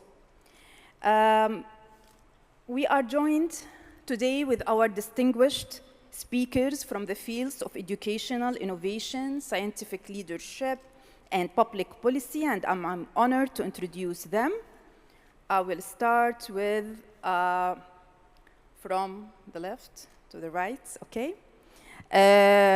Dr. Huda Al-Blushi. Dr. Huda Al-Blushi is an assistant professor of hospitality management at Sultan Qaboos University in Oman, where she also serves as an assistant dean for postgraduate studies and research in the College of Arts and Social Sciences. Then we have Professor Muhammad Al-Ubaida. Professor Muhammad Al-Ubaida is a consultant professor of endodontics at King Saud University, Saudi Arabia, where he also supervises all scientific societies at the university. His pioneering work includes patents in dental innovation and national leadership in curriculum development and research training. Then we have Dr. Evren Tok. Dr. Evren Tok is an associate dean of community engagement and associate professor of public policy at Hamad bin Khalifa University in Qatar. He is leading voice in sustainable development, education, and public policy innovation across the Arab world. Then we have Professor Nawal Abdul Latif Mami. Professor Mami is the Vice Rector for External Relations and Scientific Events at Mohammed Lamin Stif II University in Algeria. Professor Nawal is also the president of the National Commission for the Transition to University 4 and a member of Algeria Economic and Social Council. And of course, everyone knows Dr. Khalaf Al-Abri. No need for introduction for him. Okay, so we will start. I will move before I move to my chair there, I will start with a broad question for each one of you. I want each one of you to talk in less than 5 minutes about one obstacle or one enabler in creating sustainable research system within Arab University, and how should institution begin to address this? We'll start with Dr. Huda. Assalamu alaikum wa rahmatullahi wa barakatuh. First of all, thanks for having me, and thanks for the introduction, Dr. Ilham. I think when we talk about the barriers, the most and forefront barrier that comes to my head is the fragmented governance and policy of the universities. When the priorities, the national priorities, strategic priorities of universities, or for national level is not really clear for researchers, that would actually result into very scattered initiatives of researchers, given early career researchers or advanced researchers, in which where to position themselves in the whole research arena of the university.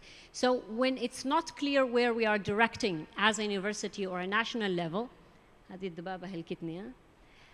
then we would actually take those scattered initiatives. As a researcher, I would research anything. I would try to tackle any problem. I think it's very important. And then I will go ahead into researching that problem. So not knowing where we are directing, not knowing what are the gaps in a national and university or institutional level, it's the very, very foremost barrier towards sustainable research. So the solution toward that, should I go ahead with the solution? I think the solution toward that is when the efforts are very unified and united, and everybody knows where we are directing and what we are aiming to do, what the gaps, what the problems that we are facing in societal levels, in community levels, in university and institutional levels, as well as when we talk about the very huge national level standards like 2040 vision in Oman. Knowing that this is what we want, this is what we need, would actually help everybody position themselves correctly into the scheme and the arena of research. Thank you very much. Dr. Huda, thank you for that. And we will move to Dr. Professor Ubaida.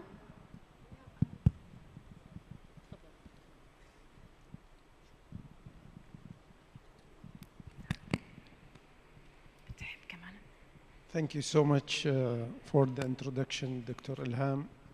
And I'll take this opportunity to congratulate Dr. Khalaf for leading the academic network for development. It is an honor to have this in Qaboos University. I'm sure this alliance found this place as a really good base to start the activities. This is not my first time to Oman, but I am totally impressed with everything. This university is really unique, and I hope this network will benefit from this year in this university. Since Dr. Huda talked about the shortcomings or the obstacle, I will talk about the enablers that I saw myself during this visit to Oman. We were fortunate to meet with Her Excellency, the Minister of Higher Education yesterday. And when you see committed leadership towards research, you will rest sure that the research in this country will flourish in the future, inshallah. The first enabler is setting a clear research areas. I also saw that in the exhibition, most of the research that were funded by the university were research that address local needs and local issues. So setting priorities, research priority is #1 pillar. And the last pillar, which I witnessed myself, is the presence of leadership commitment, which is, I think, Oman is lucky with the presence of the country vision, and we can feel the touches of His Majesty Sultan Qaboos in the university and everywhere we go in this country.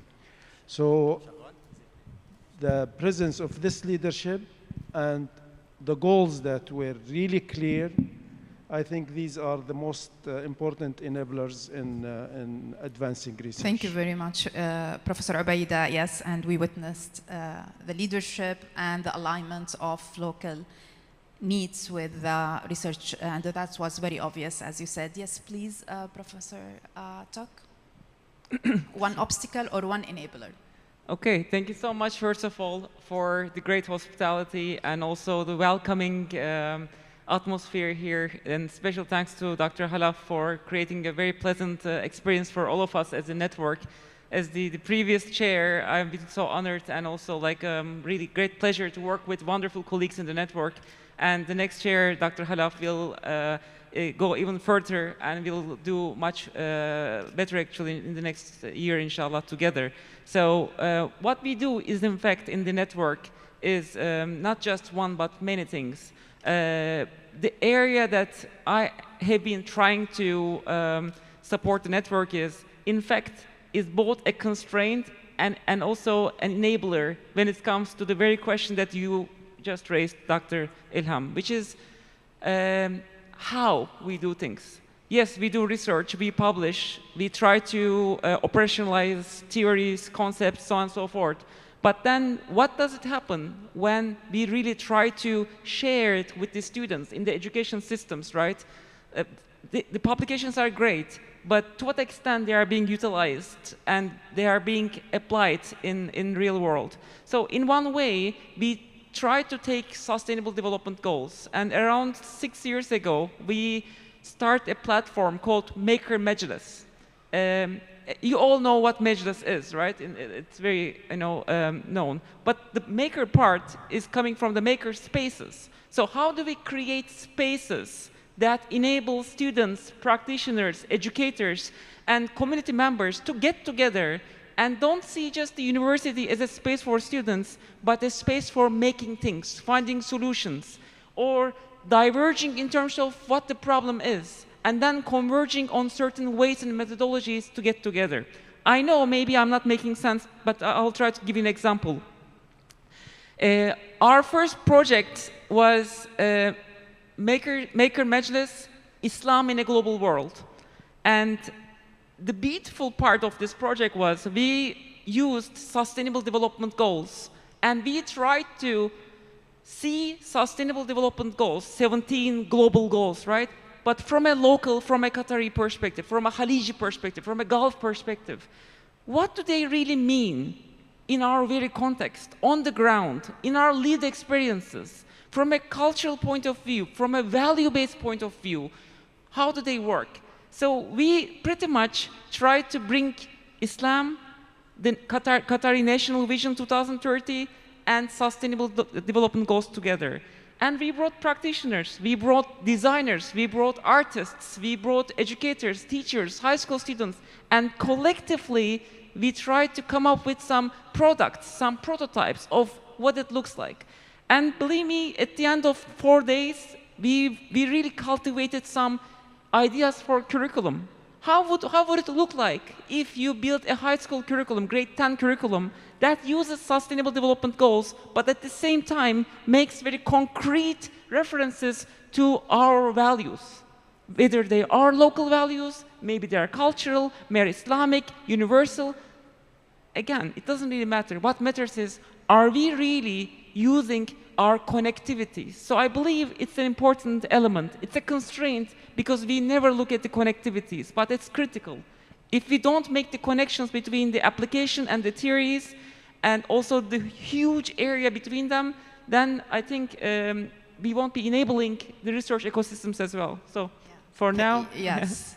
That I think, yeah, I was amazed when I read about the Maker Majlis and how it's participatory approach to do things. Yes, Professor Nawal, please. بسم الله الرحمن الرحيم والصلاة والسلام على أشرف المرسلين. السلام عليكم ورحمة الله تعالى وبركاته. First and foremost, I'd like to thank the University of Sultan Qaboos for the invitation, for hosting this very important event. And I would like also to congratulate Professor and Dr. Khalaf for this nomination for being the chair of the ANDD for this year. I'd like also to thank the network for the invitation as well. In order to answer very briefly this question, I would say that one of the shortcomings to development and sustainable development is the weak or the lack regional cooperation. I think that in order for us to be able to develop a sustainable MENA region, at least, and then go spreader and wider to other regions, is to try and look to common challenges that we share as an Arab region, and also to think in strengthening this regional cooperation rather than just always waiting for the projects and for the finance and the budget to come from abroad. So if we start thinking of our priorities today, of course we can think of climate change, of course we can think of strengthening higher education, of all the topics, introducing AI and so on and so forth. These matter as well for our region, but we need to adapt them to our specificities so that we cannot just answer dictated things and dictated topics, but also think of what is primary for us. And in this case, as an enabler, if we really develop regional cooperation in the MENA region, we will be able also to propose concrete solutions in order to build peace rather than to always think of conflict resolution. I would also here would like to, why not propose other topics like in peace building, how to think of future stability in the region, strengthening our commitment, and one day also free in Palestine. Thank you so much. Yes, thank you, Professor Nawal. And we'll stay with you, just keep the microphone with you, because we want also to learn from your specific roles, your specific experience and your roles in your university in leadership, in governance and social responsibility, how, us and other, university can integrate those principles in more like for more impact, societal impact, and long-term sustainability. How can we do this from your own experience in your university? Yeah, I think actually I have been leading a lot of projects and coordinating projects. I think that in order for us to be able to develop the sustainability, we need to have the role as educators in order to be proactive. And by saying proactive, we need to look at the needs, at the actual needs, to think how to train and to teach our students for future commitments, future job markets.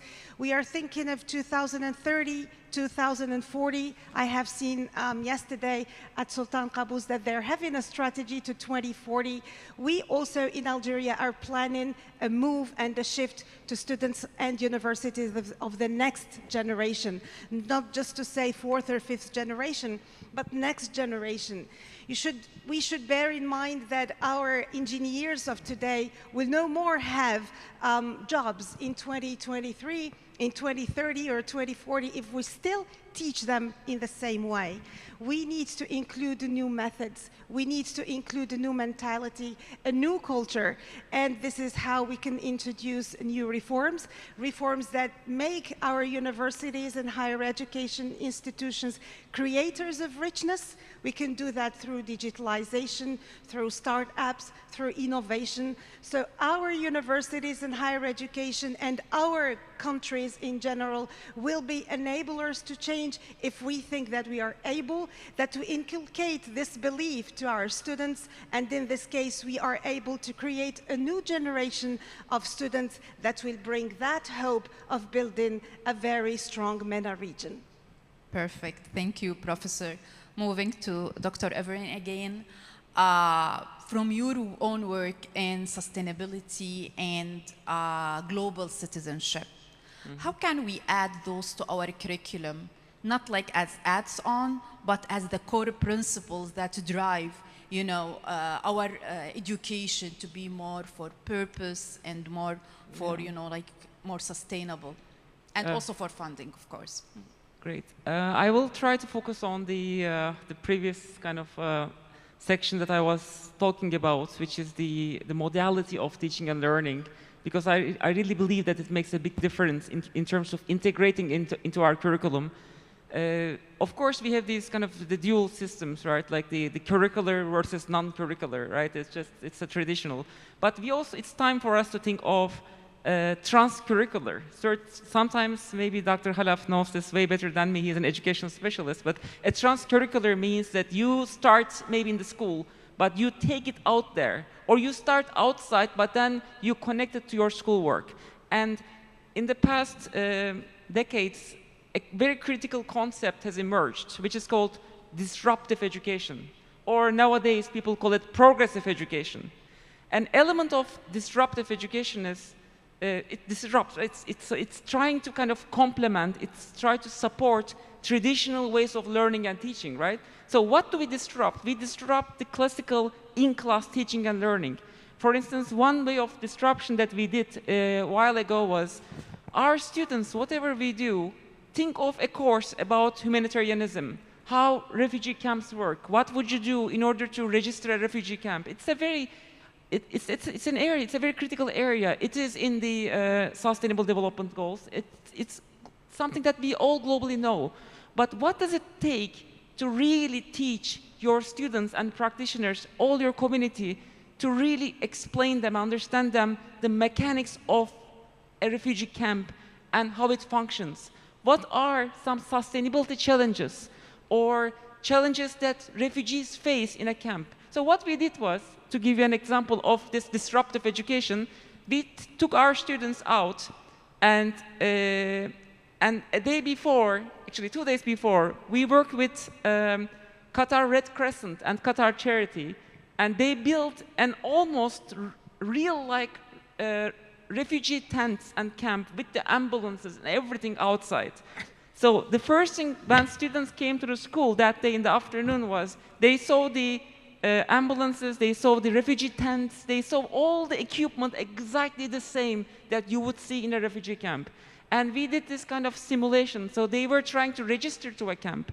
Even it's not only that you get into a camp, or what is the biggest challenge that people face, refugees face in a camp? Is it the lack of water? Is it the lack of electricity? Is it the lack of something? But it's the lack of darkness, for instance, according to one study. So we try to actually urge them, what would you do in order to rectify this problem? As a kind of a cheap, like cost-effective system for lightening. So then they start to think, because they start to understand what does it mean to be in a refugee camp. So disruptive education really disrupts the way you act. That is why we call it experiential learning. So based on experiences. I think if we more integrate this into our curriculum, the more we get in terms of the educational returns. Yeah, I think this is very innovative and the way to go, like to have more experiences for our students to what we want to deliver to them. Thank you, Dr. Evren. And moving to Professor Al-Ubaida.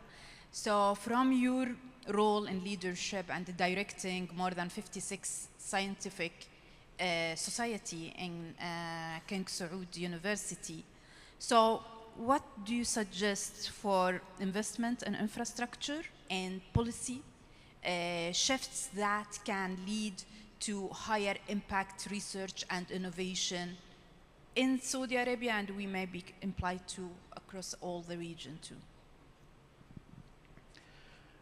A little introduction for the scientific societies in Saudi Arabia. First society maybe started more than 60 years ago in King Saud University. If you know, most of the countries, they have syndicates and they have unions for any specialty, for doctors, for engineers. Saudi Arabia chose long time ago to link these unions or associations or syndicates with a university. So they started these scientific societies within the Saudi universities. Today we have about 150 scientific societies distributed all over the kingdom, but third of these scientific societies belong to King Saud University. What do I mean by scientific societies? They are medical, almost more than half of them are medical, scientific, and humanitarian. The success story of scientific societies in King Saud University is the journals.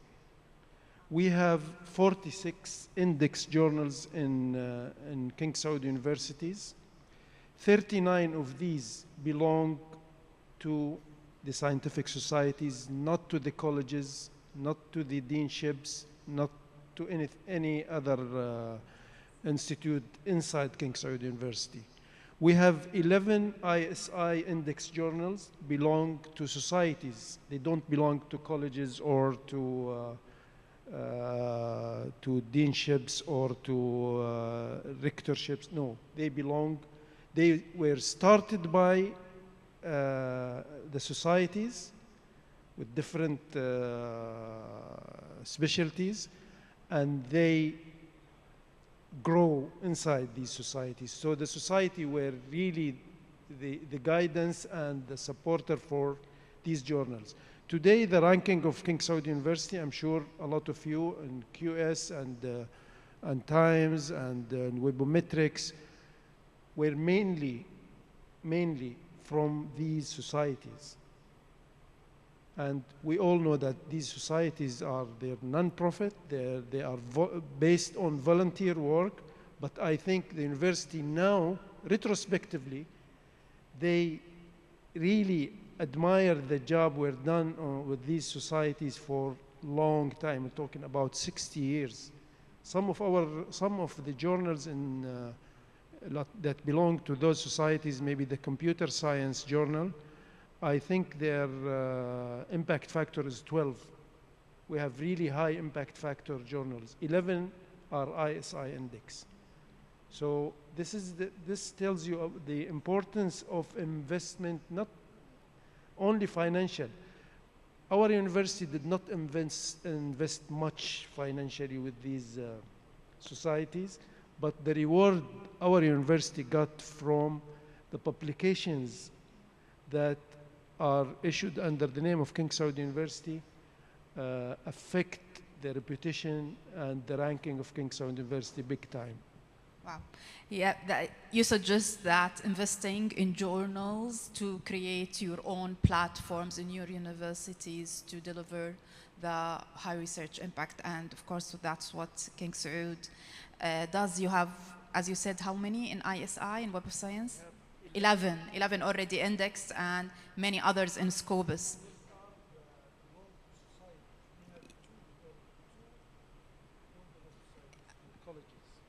Okay, 2 to colleges and out 11 of 13, 11 belong to scientific societies. Yes, perfect. Okay, thank you, Professor Ubaida. Back to Dr. Huda.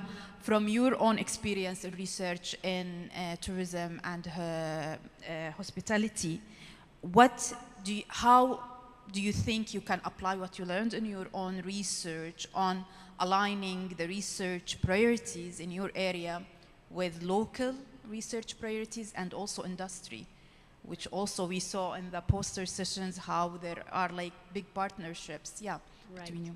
Thank you, Dr. Ilham. I think if we think of applied research, tourism and hospitality would definitely come to the fore. It's very applicable sort of sector, and it plays a very pivotal role in bridging the gap between research and development priorities or goals, be it sustainable or economical. Think of it the way you will. Doing a proper applied research in tourism and hospitality, the most prominent outcome would be economic diversification and job creation. And I think this is very important a point, especially not only in Oman, but also in the region and internationally as well. So having a research that could actually solve this problem, it really gives an idea how sustainable this sector is. Not only that, tourism and hospitality would actually, research would actually help in cultural preservance, economic sustainability, and environmental sustainability, which are all parts of sustainable development goals. And also, as an early career researcher and other early career researchers, I think getting to know that this is very pushed for, this is very promoted, and that there is the leadership that's supporting going to that direction, knowing that there is the proper fund, there is this rewarding scheme or system that's put in place, would actually encourage me and my other fellow colleagues to take that direction. And not only just saying it, I think one of the very most, I'm not going to say problems, but points that universities or research systems in Arab universities should think about is the rewarding scheme, say, or mechanism, because we say that we encourage research, we encourage the impact, and we encourage the societal, cultural impact, and we support for sustainability. However, as a researcher, I'm actually rewarded for publishing in Q1, Q4, Scopus journals. What about the impact, the long-term impact, the sustainable or sustainability of my outcome or output as discussed in the previous session? So is it actually encouraged? Is it actually rewarded? And not only that, also, is my time as a scholarly worker protected? Or I'm overshowered with other, admin work, other responsibilities, teaching responsibilities, and that actually applies to postgraduate students, PhD students. As an assistant dean for research and postgraduate studies, actually, I think this is one of the obstacles and challenges faced. So having all those enablers in place and having tourism in mind, I think allowing the opportunity and the time to do more research in the area would solve many problems sustainably thinking and sustainably wise. Thank you. You raised like a very important point, that how we've been in the Arab world like more driven by the ranking systems and their requirements, and because they don't have this very clear indicators for societal impact. So we are ignoring that, unfortunately. But I think now there is more awareness about this, how to measure impact. And I think even the ranking system, they are starting to add more societal and economical impact and sustainable development and employment rate, things like that. You want to add something? Actually, I wanted to add to this point, like, despite the huge support that early career researchers are having, not knowing that it's out there is a problem. So not being aware to what extent I'm funded, to what extent I'm supported, what sort of structured workshops and peer mentorship available out there is one of the challenges as well. Like mentorship and clear guidelines and a clear incentive system can help to guide your research. Exactly, and knowing that it is there. It is awareness of that. I think. Okay, so raising awareness about what we have. Yeah, I think we will use more of our time to open it for a question, but I want just to run a quick question for Professor Nawal before we go to our audience about your, experience in international cooperation and international partnership. Because you worked in many EU projects, and this is maybe more applied for our other Middle Eastern countries, maybe not like too much for Gulf countries. So what do you think the barriers that face universities in the Arab world when they approach those kind of partnership with the international community and with especially European countries? Oh yeah, actually there are a lot of barriers when we think of making a cooperation which is not in the same ladder. That's the first thing. So the first hindrance is thinking of common priorities. So most of the projects that are proposed are projects which have, first of all, global priorities, and the global priorities depend always on the funders, so those who give the funds. Although our region does not need the fund, but our region needs heads to think of how to make this coalition in order to make of our region a region that cooperates well. Because if we look at some of the programs, we find that they are separating our countries into different regions. We in Algeria, for example, pertain to region number 3, which is the one of the Mediterranean. And then we find other regions. But why not waiting for others to link us? We need, first of all, to cooperate together. The second hindrance could be the autonomy of the universities. This is also one of the very main hindrances to how to make a cooperation that is on a win-win basis, where we do not fight difficulties in managing the projects, and also especially with public universities in our countries. So we need to regulate and find new regulations to how to manage international cooperation. The third hindrance is, of course, especially when we speak of a cooperation south-north, is when there is a problem of visa, always. So our students always, like the time, are not ready to go to a course, to a semester, because they need to wait along for the visa. But if we develop, if you can imagine that we develop programs south-south or regional, that could make it easier because we share different values, we share the language, we share the religion, and that will not be really a problem in order to go to very bureaucratic procedures. So I think that the solution here is to start thinking of making new international programs that will respond to the priorities of the region. Why not share it worldwide? Of course, they should be international. We need to engage all the goodwills. There should be a good practice with everyone, but we should always bear in mind that it should be on a win-win basis where our priorities also have an importance. Yes, thank you. This was very important, like to emphasize our agendas, our priorities, and not the ones that comes with the funding. And this is the problem with international cooperation. So I think we tried in those 32 minutes. Yes, in those 32 minutes we tried to cover leadership, participatory approaches, aligning, what we do with the national and regional cooperation, justice, equity, working on what's happening in our region, addressing the destabilizing, factors that we happened. No researcher, no educator can work in isolation about what's happening. We need all to champion justice, peace, fight for our human rights, human dignity. We can't, talk about sustainability without talking about stabilization, about justice, about what's happening in many areas of our area.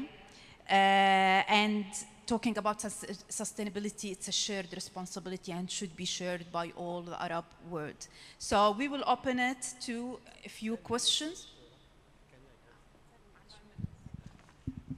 I hope the questions will be like short, 10 minutes for the questions. We have the lunch break from, we'd try to go from 1:15 to 2:15 to start the workshop on policy writing. So please try to make the questions very short and specific to the person. Yes, please, questions? There's the mic there.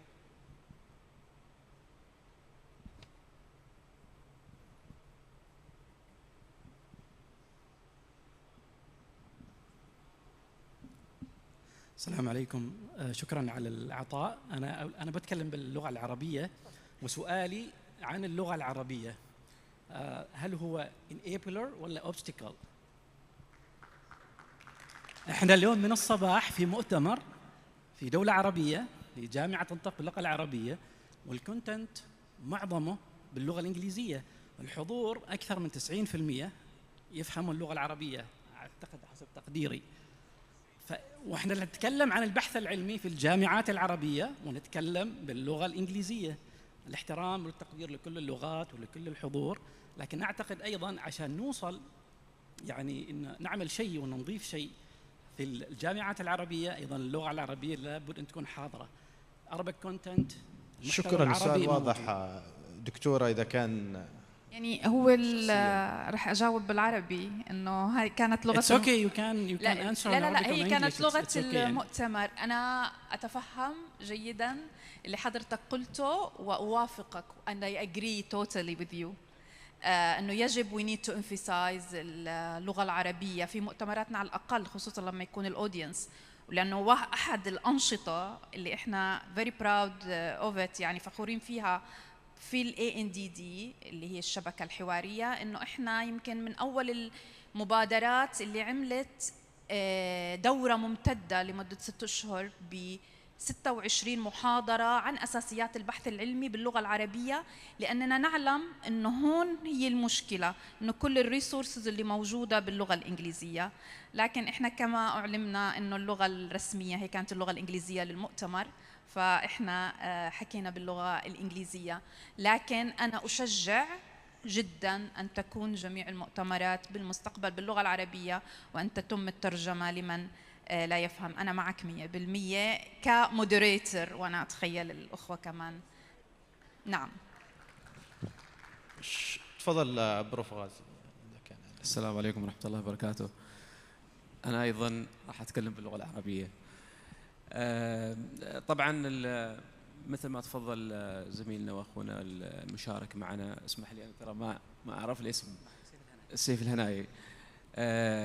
المشاركات اللغه الرسميه للمؤتمر هي كانت اللي يفترض ان تكون في ترجمه فوريه من العربيه الى الانجليزيه للبعض المشاركين، وحسب ما سمعت من اللجنه العلميه للمؤتمر انه اللغة الرسمية هي اللغة العربية، ولكن أيضا عندما يكون عندك متحدثين ما تقدر على الستيج تغير لما يطلب أنه هو اوريدي يعني عامل الكونتنت ماله باللغة الإنجليزية، من الصعب أنه توقف المتحدث وتقول له حول لي على اللغة العربية. ولكن أنا يعني أدعو الجميع، ربما كثير أيضا من الحاضرين عندهم بعض المداخلات، وطبعا اللغة الإنجليزية هي بالنسبة لنا اللغة الثانية ما اللغة الأولى يعني.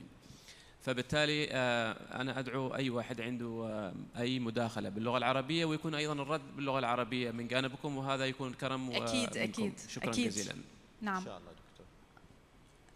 نيجي للمداخلات، أي مداخلة باللغة العربية باللغة الإنجليزية؟ تفضلوا. بالفرنسية مثلا. في النص. حتى بالفرنسية دكتورة ممكن ترجع. يعني بالفرنسية بنمشي الوضع.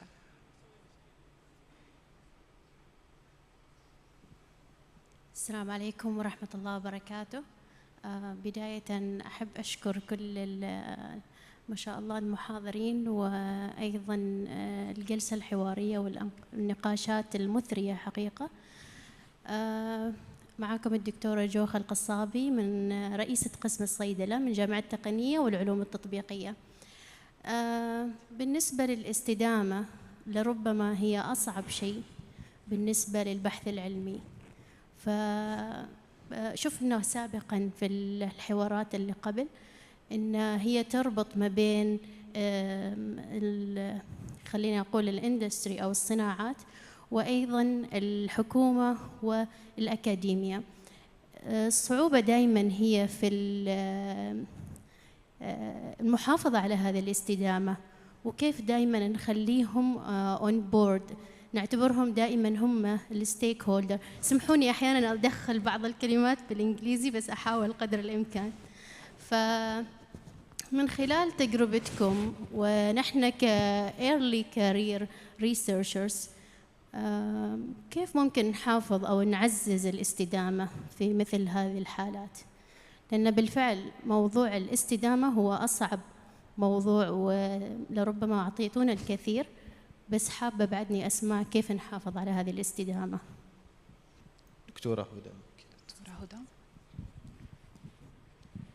شكرا جزيلا على السؤال. أعتقد من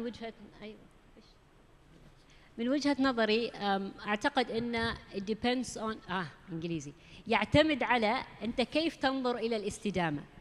هل الاستدامة أن أنا مستمر في البحث العلمي كعدد quantity، أو الاستدامة أني أنا أقيس تأثير المنتج البحثي على الهدف مثل ما تفضلتي stakeholder. مثلا في تخصص الصيدلة، هل الأصل أني أنا أصل لشرائح أكثر من المجتمع؟ I address gaps، أغلق الفجوات البحثية، يكون لي تأثير مستمر ومستدام على المدى الطويل المدى البعيد؟ ولا الأصل أني أنا أنشر بحوث وأدخل في projects ومشاريع على أساس أنا على سبيل المثال أترقى أو يصير عندي الرانكينج عالي أو التصنيف عالي؟ فهو يعتمد على حسب كفرد وباحث كيف أنظر إلى الاستدامة، وأيضاً المؤسسة اللي أنا فيها كيف تنظر إلى الاستدامة البحثية وتدعم الاستدامة البحثية. أعتقد جميع المؤسسات في سلطنة عمان والدول العربية، ما دامنا نتكلم عن الجامعات العربية، هي تدعم both ways، الشيئين. أنا أحتاج أهيئك كباحث متمكن معروف، عندك موقع وبوزيشن كباحث، وأيضاً لازم يكون في تأثير للبحث العلمي الذي تنتجه. عشان كذا ظهرت الأنظمة الجوائز، الريوردينج سكيمز، النشر كأفضل ورقة علمية، الاستضافات، متحدثين في ايفنتس، كلها ما لها علاقة بالنمبرز، هي علاقتها أكثر شيء بالتأثير الذي تتركه في المجتمع أو المستفيدين إذا تكلمنا عن ستيك هولدرز.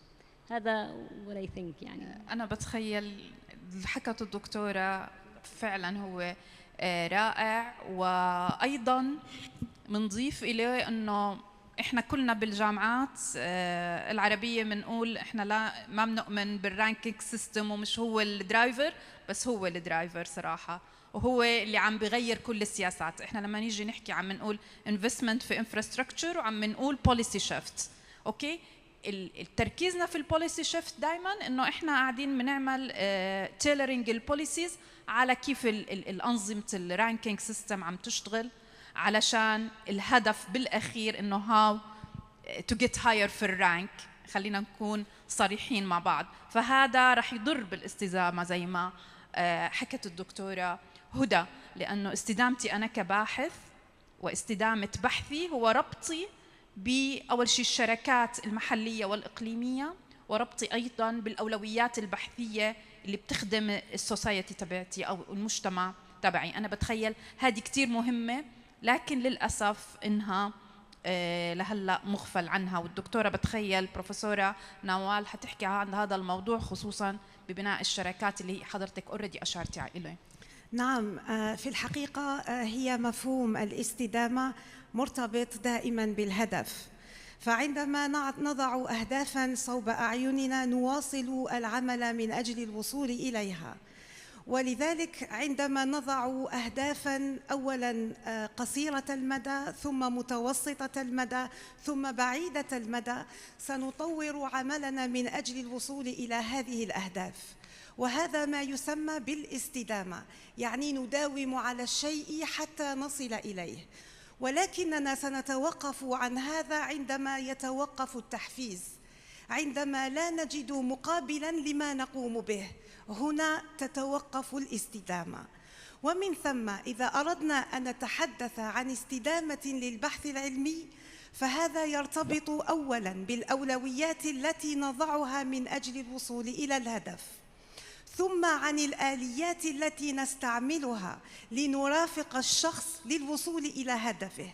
فإذا وجد المعوقات للوصول إلى هذا الهدف فإنه إما أن يتوقف عنه أو أن يغيره. وإذا قرر أن يغيره، هذا يعني أن الشخص له شخصية قوية ويؤمن بهدفه أكثر مما يؤمن بالمقابل.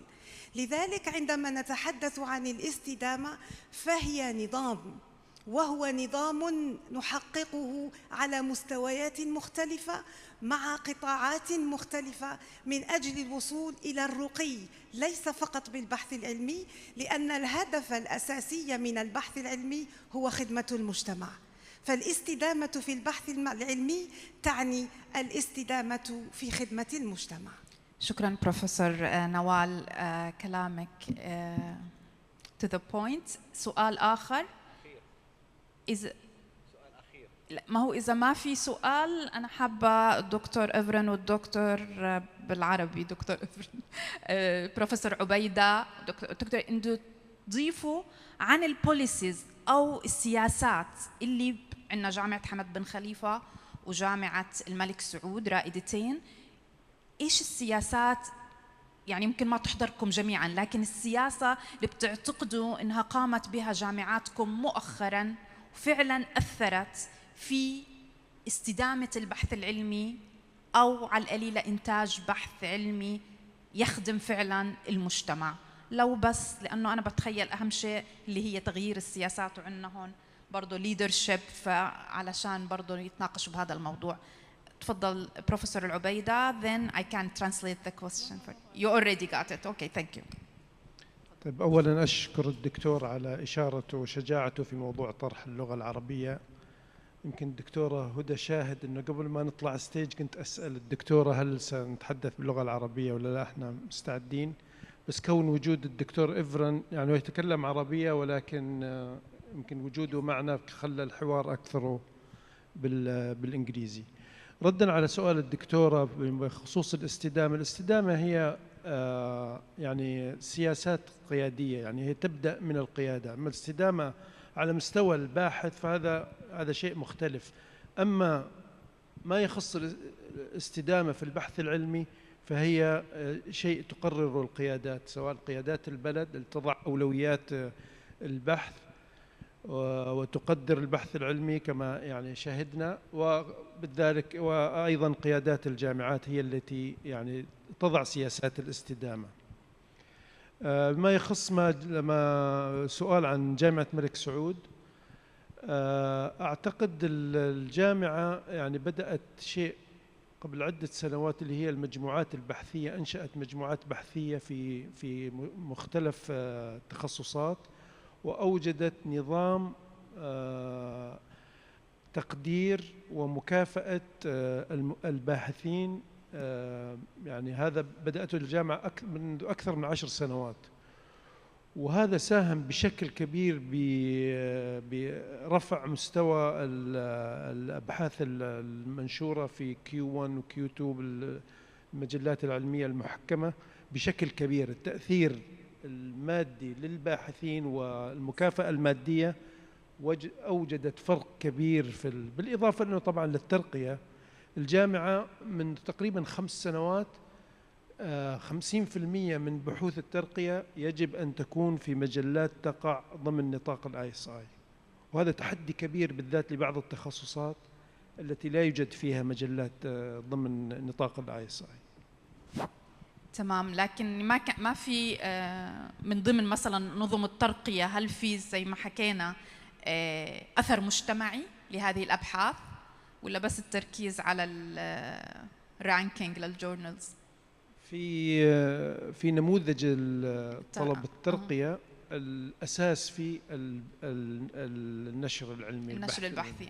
ولكن يوجد خانة متكاملة لخدمة المجتمع والمبادرات والمساهمات بس مش الأثر المجتمعي. هذه برضو ما هي الترقية من أحد الدرايفرز عندنا للبحث العلمي، وهذه أنا بعتبرها إشكالية إذا نيجاتيف نوت بوزيتيف. تفضل دكتور. Okay, شكرا. I'll stick to English. Sorry for that. In our ecosystem, we have different perspectives. One of them is the Qatar Foundation. It has its own objectives, and different entities under Qatar Foundation, like universities like Hamad bin Khalifa, for instance, we have our own alignment with the foundation and also alignment with the national vision. So the interesting part about our case is that there's always a very strong alignment between the national vision and university's priorities and the colleges underneath that. So we have been actually working on it very closely and trying to really quantify the impact. And for that reason, last year, the university launched a portal called HBKU Research Portal, and every single presentation, every single academic work, a proceeding of any faculty, researcher, research assistant, postdoc, everything is in that portal, and it's open access. It really gives the university visibility and also kind of sharing of the kind of research they do. And also at the same time, we work with some companies like Shell and ExxonMobil and Qatar Energy in funding some of the research. And in addition to it, my research is fully funded by the Qatar National Research Council, which they offer 3 years or 5-year research grants. And also we have some other types of grants in the university. We call them signature grants. And in order to apply to a signature grant, you cannot apply alone. You have to apply by 4 professors, 4 faculty members from 4 different colleges. So this is one of the requirements of building interdisciplinary or transdisciplinary collaboration across different colleges. Right now, for instance, we have 1 signature grant that brings together College of Public Policy, my college, and College of Law, College of Islamic Studies, and College of Social Sciences and Humanities. What we do is we are working on the trends of social transformation in Qatar. And there is an Islamic element, there's a legal element, there's a policy element, and also there's the element of culture, right? So therefore, that's an interesting and also innovative approach, and it tries to boost and also create diversity in our research ecosystem. And by the way, apart from us, in the remaining, in Qatar University, I believe there are very strong research incentives in other universities in Qatar, like Carnegie Mellon, Georgetown, Aberdeen University, Northumbria University. So our ecosystem has been growing, and the multiplicity of different universities and also research centers definitely helping us to work together. And do more impactful research. شكرا دكتور أفرين، شكرا لجميع السبيكرز والباناليست لهذه المداخلات الرائعة والعميقة. شكرا للحضور. The recording has stopped. Yes. واحنا اللي يعني keeping you from lunch فلازم ننهي. شكرا جزيلا. شكرا دكتور خلف للاستضافة ولجامعة السلطان قابوس. شكرا لكم جميعا. حضورنا الكريم، نعاود اللقاء بكم في الساعة 2 ظهرا لحضور الورشة العلمية الثانية التي تهدف إلى استعراض أفضل النماذج لكتابة سياسة موجزة في النتاج البحثي.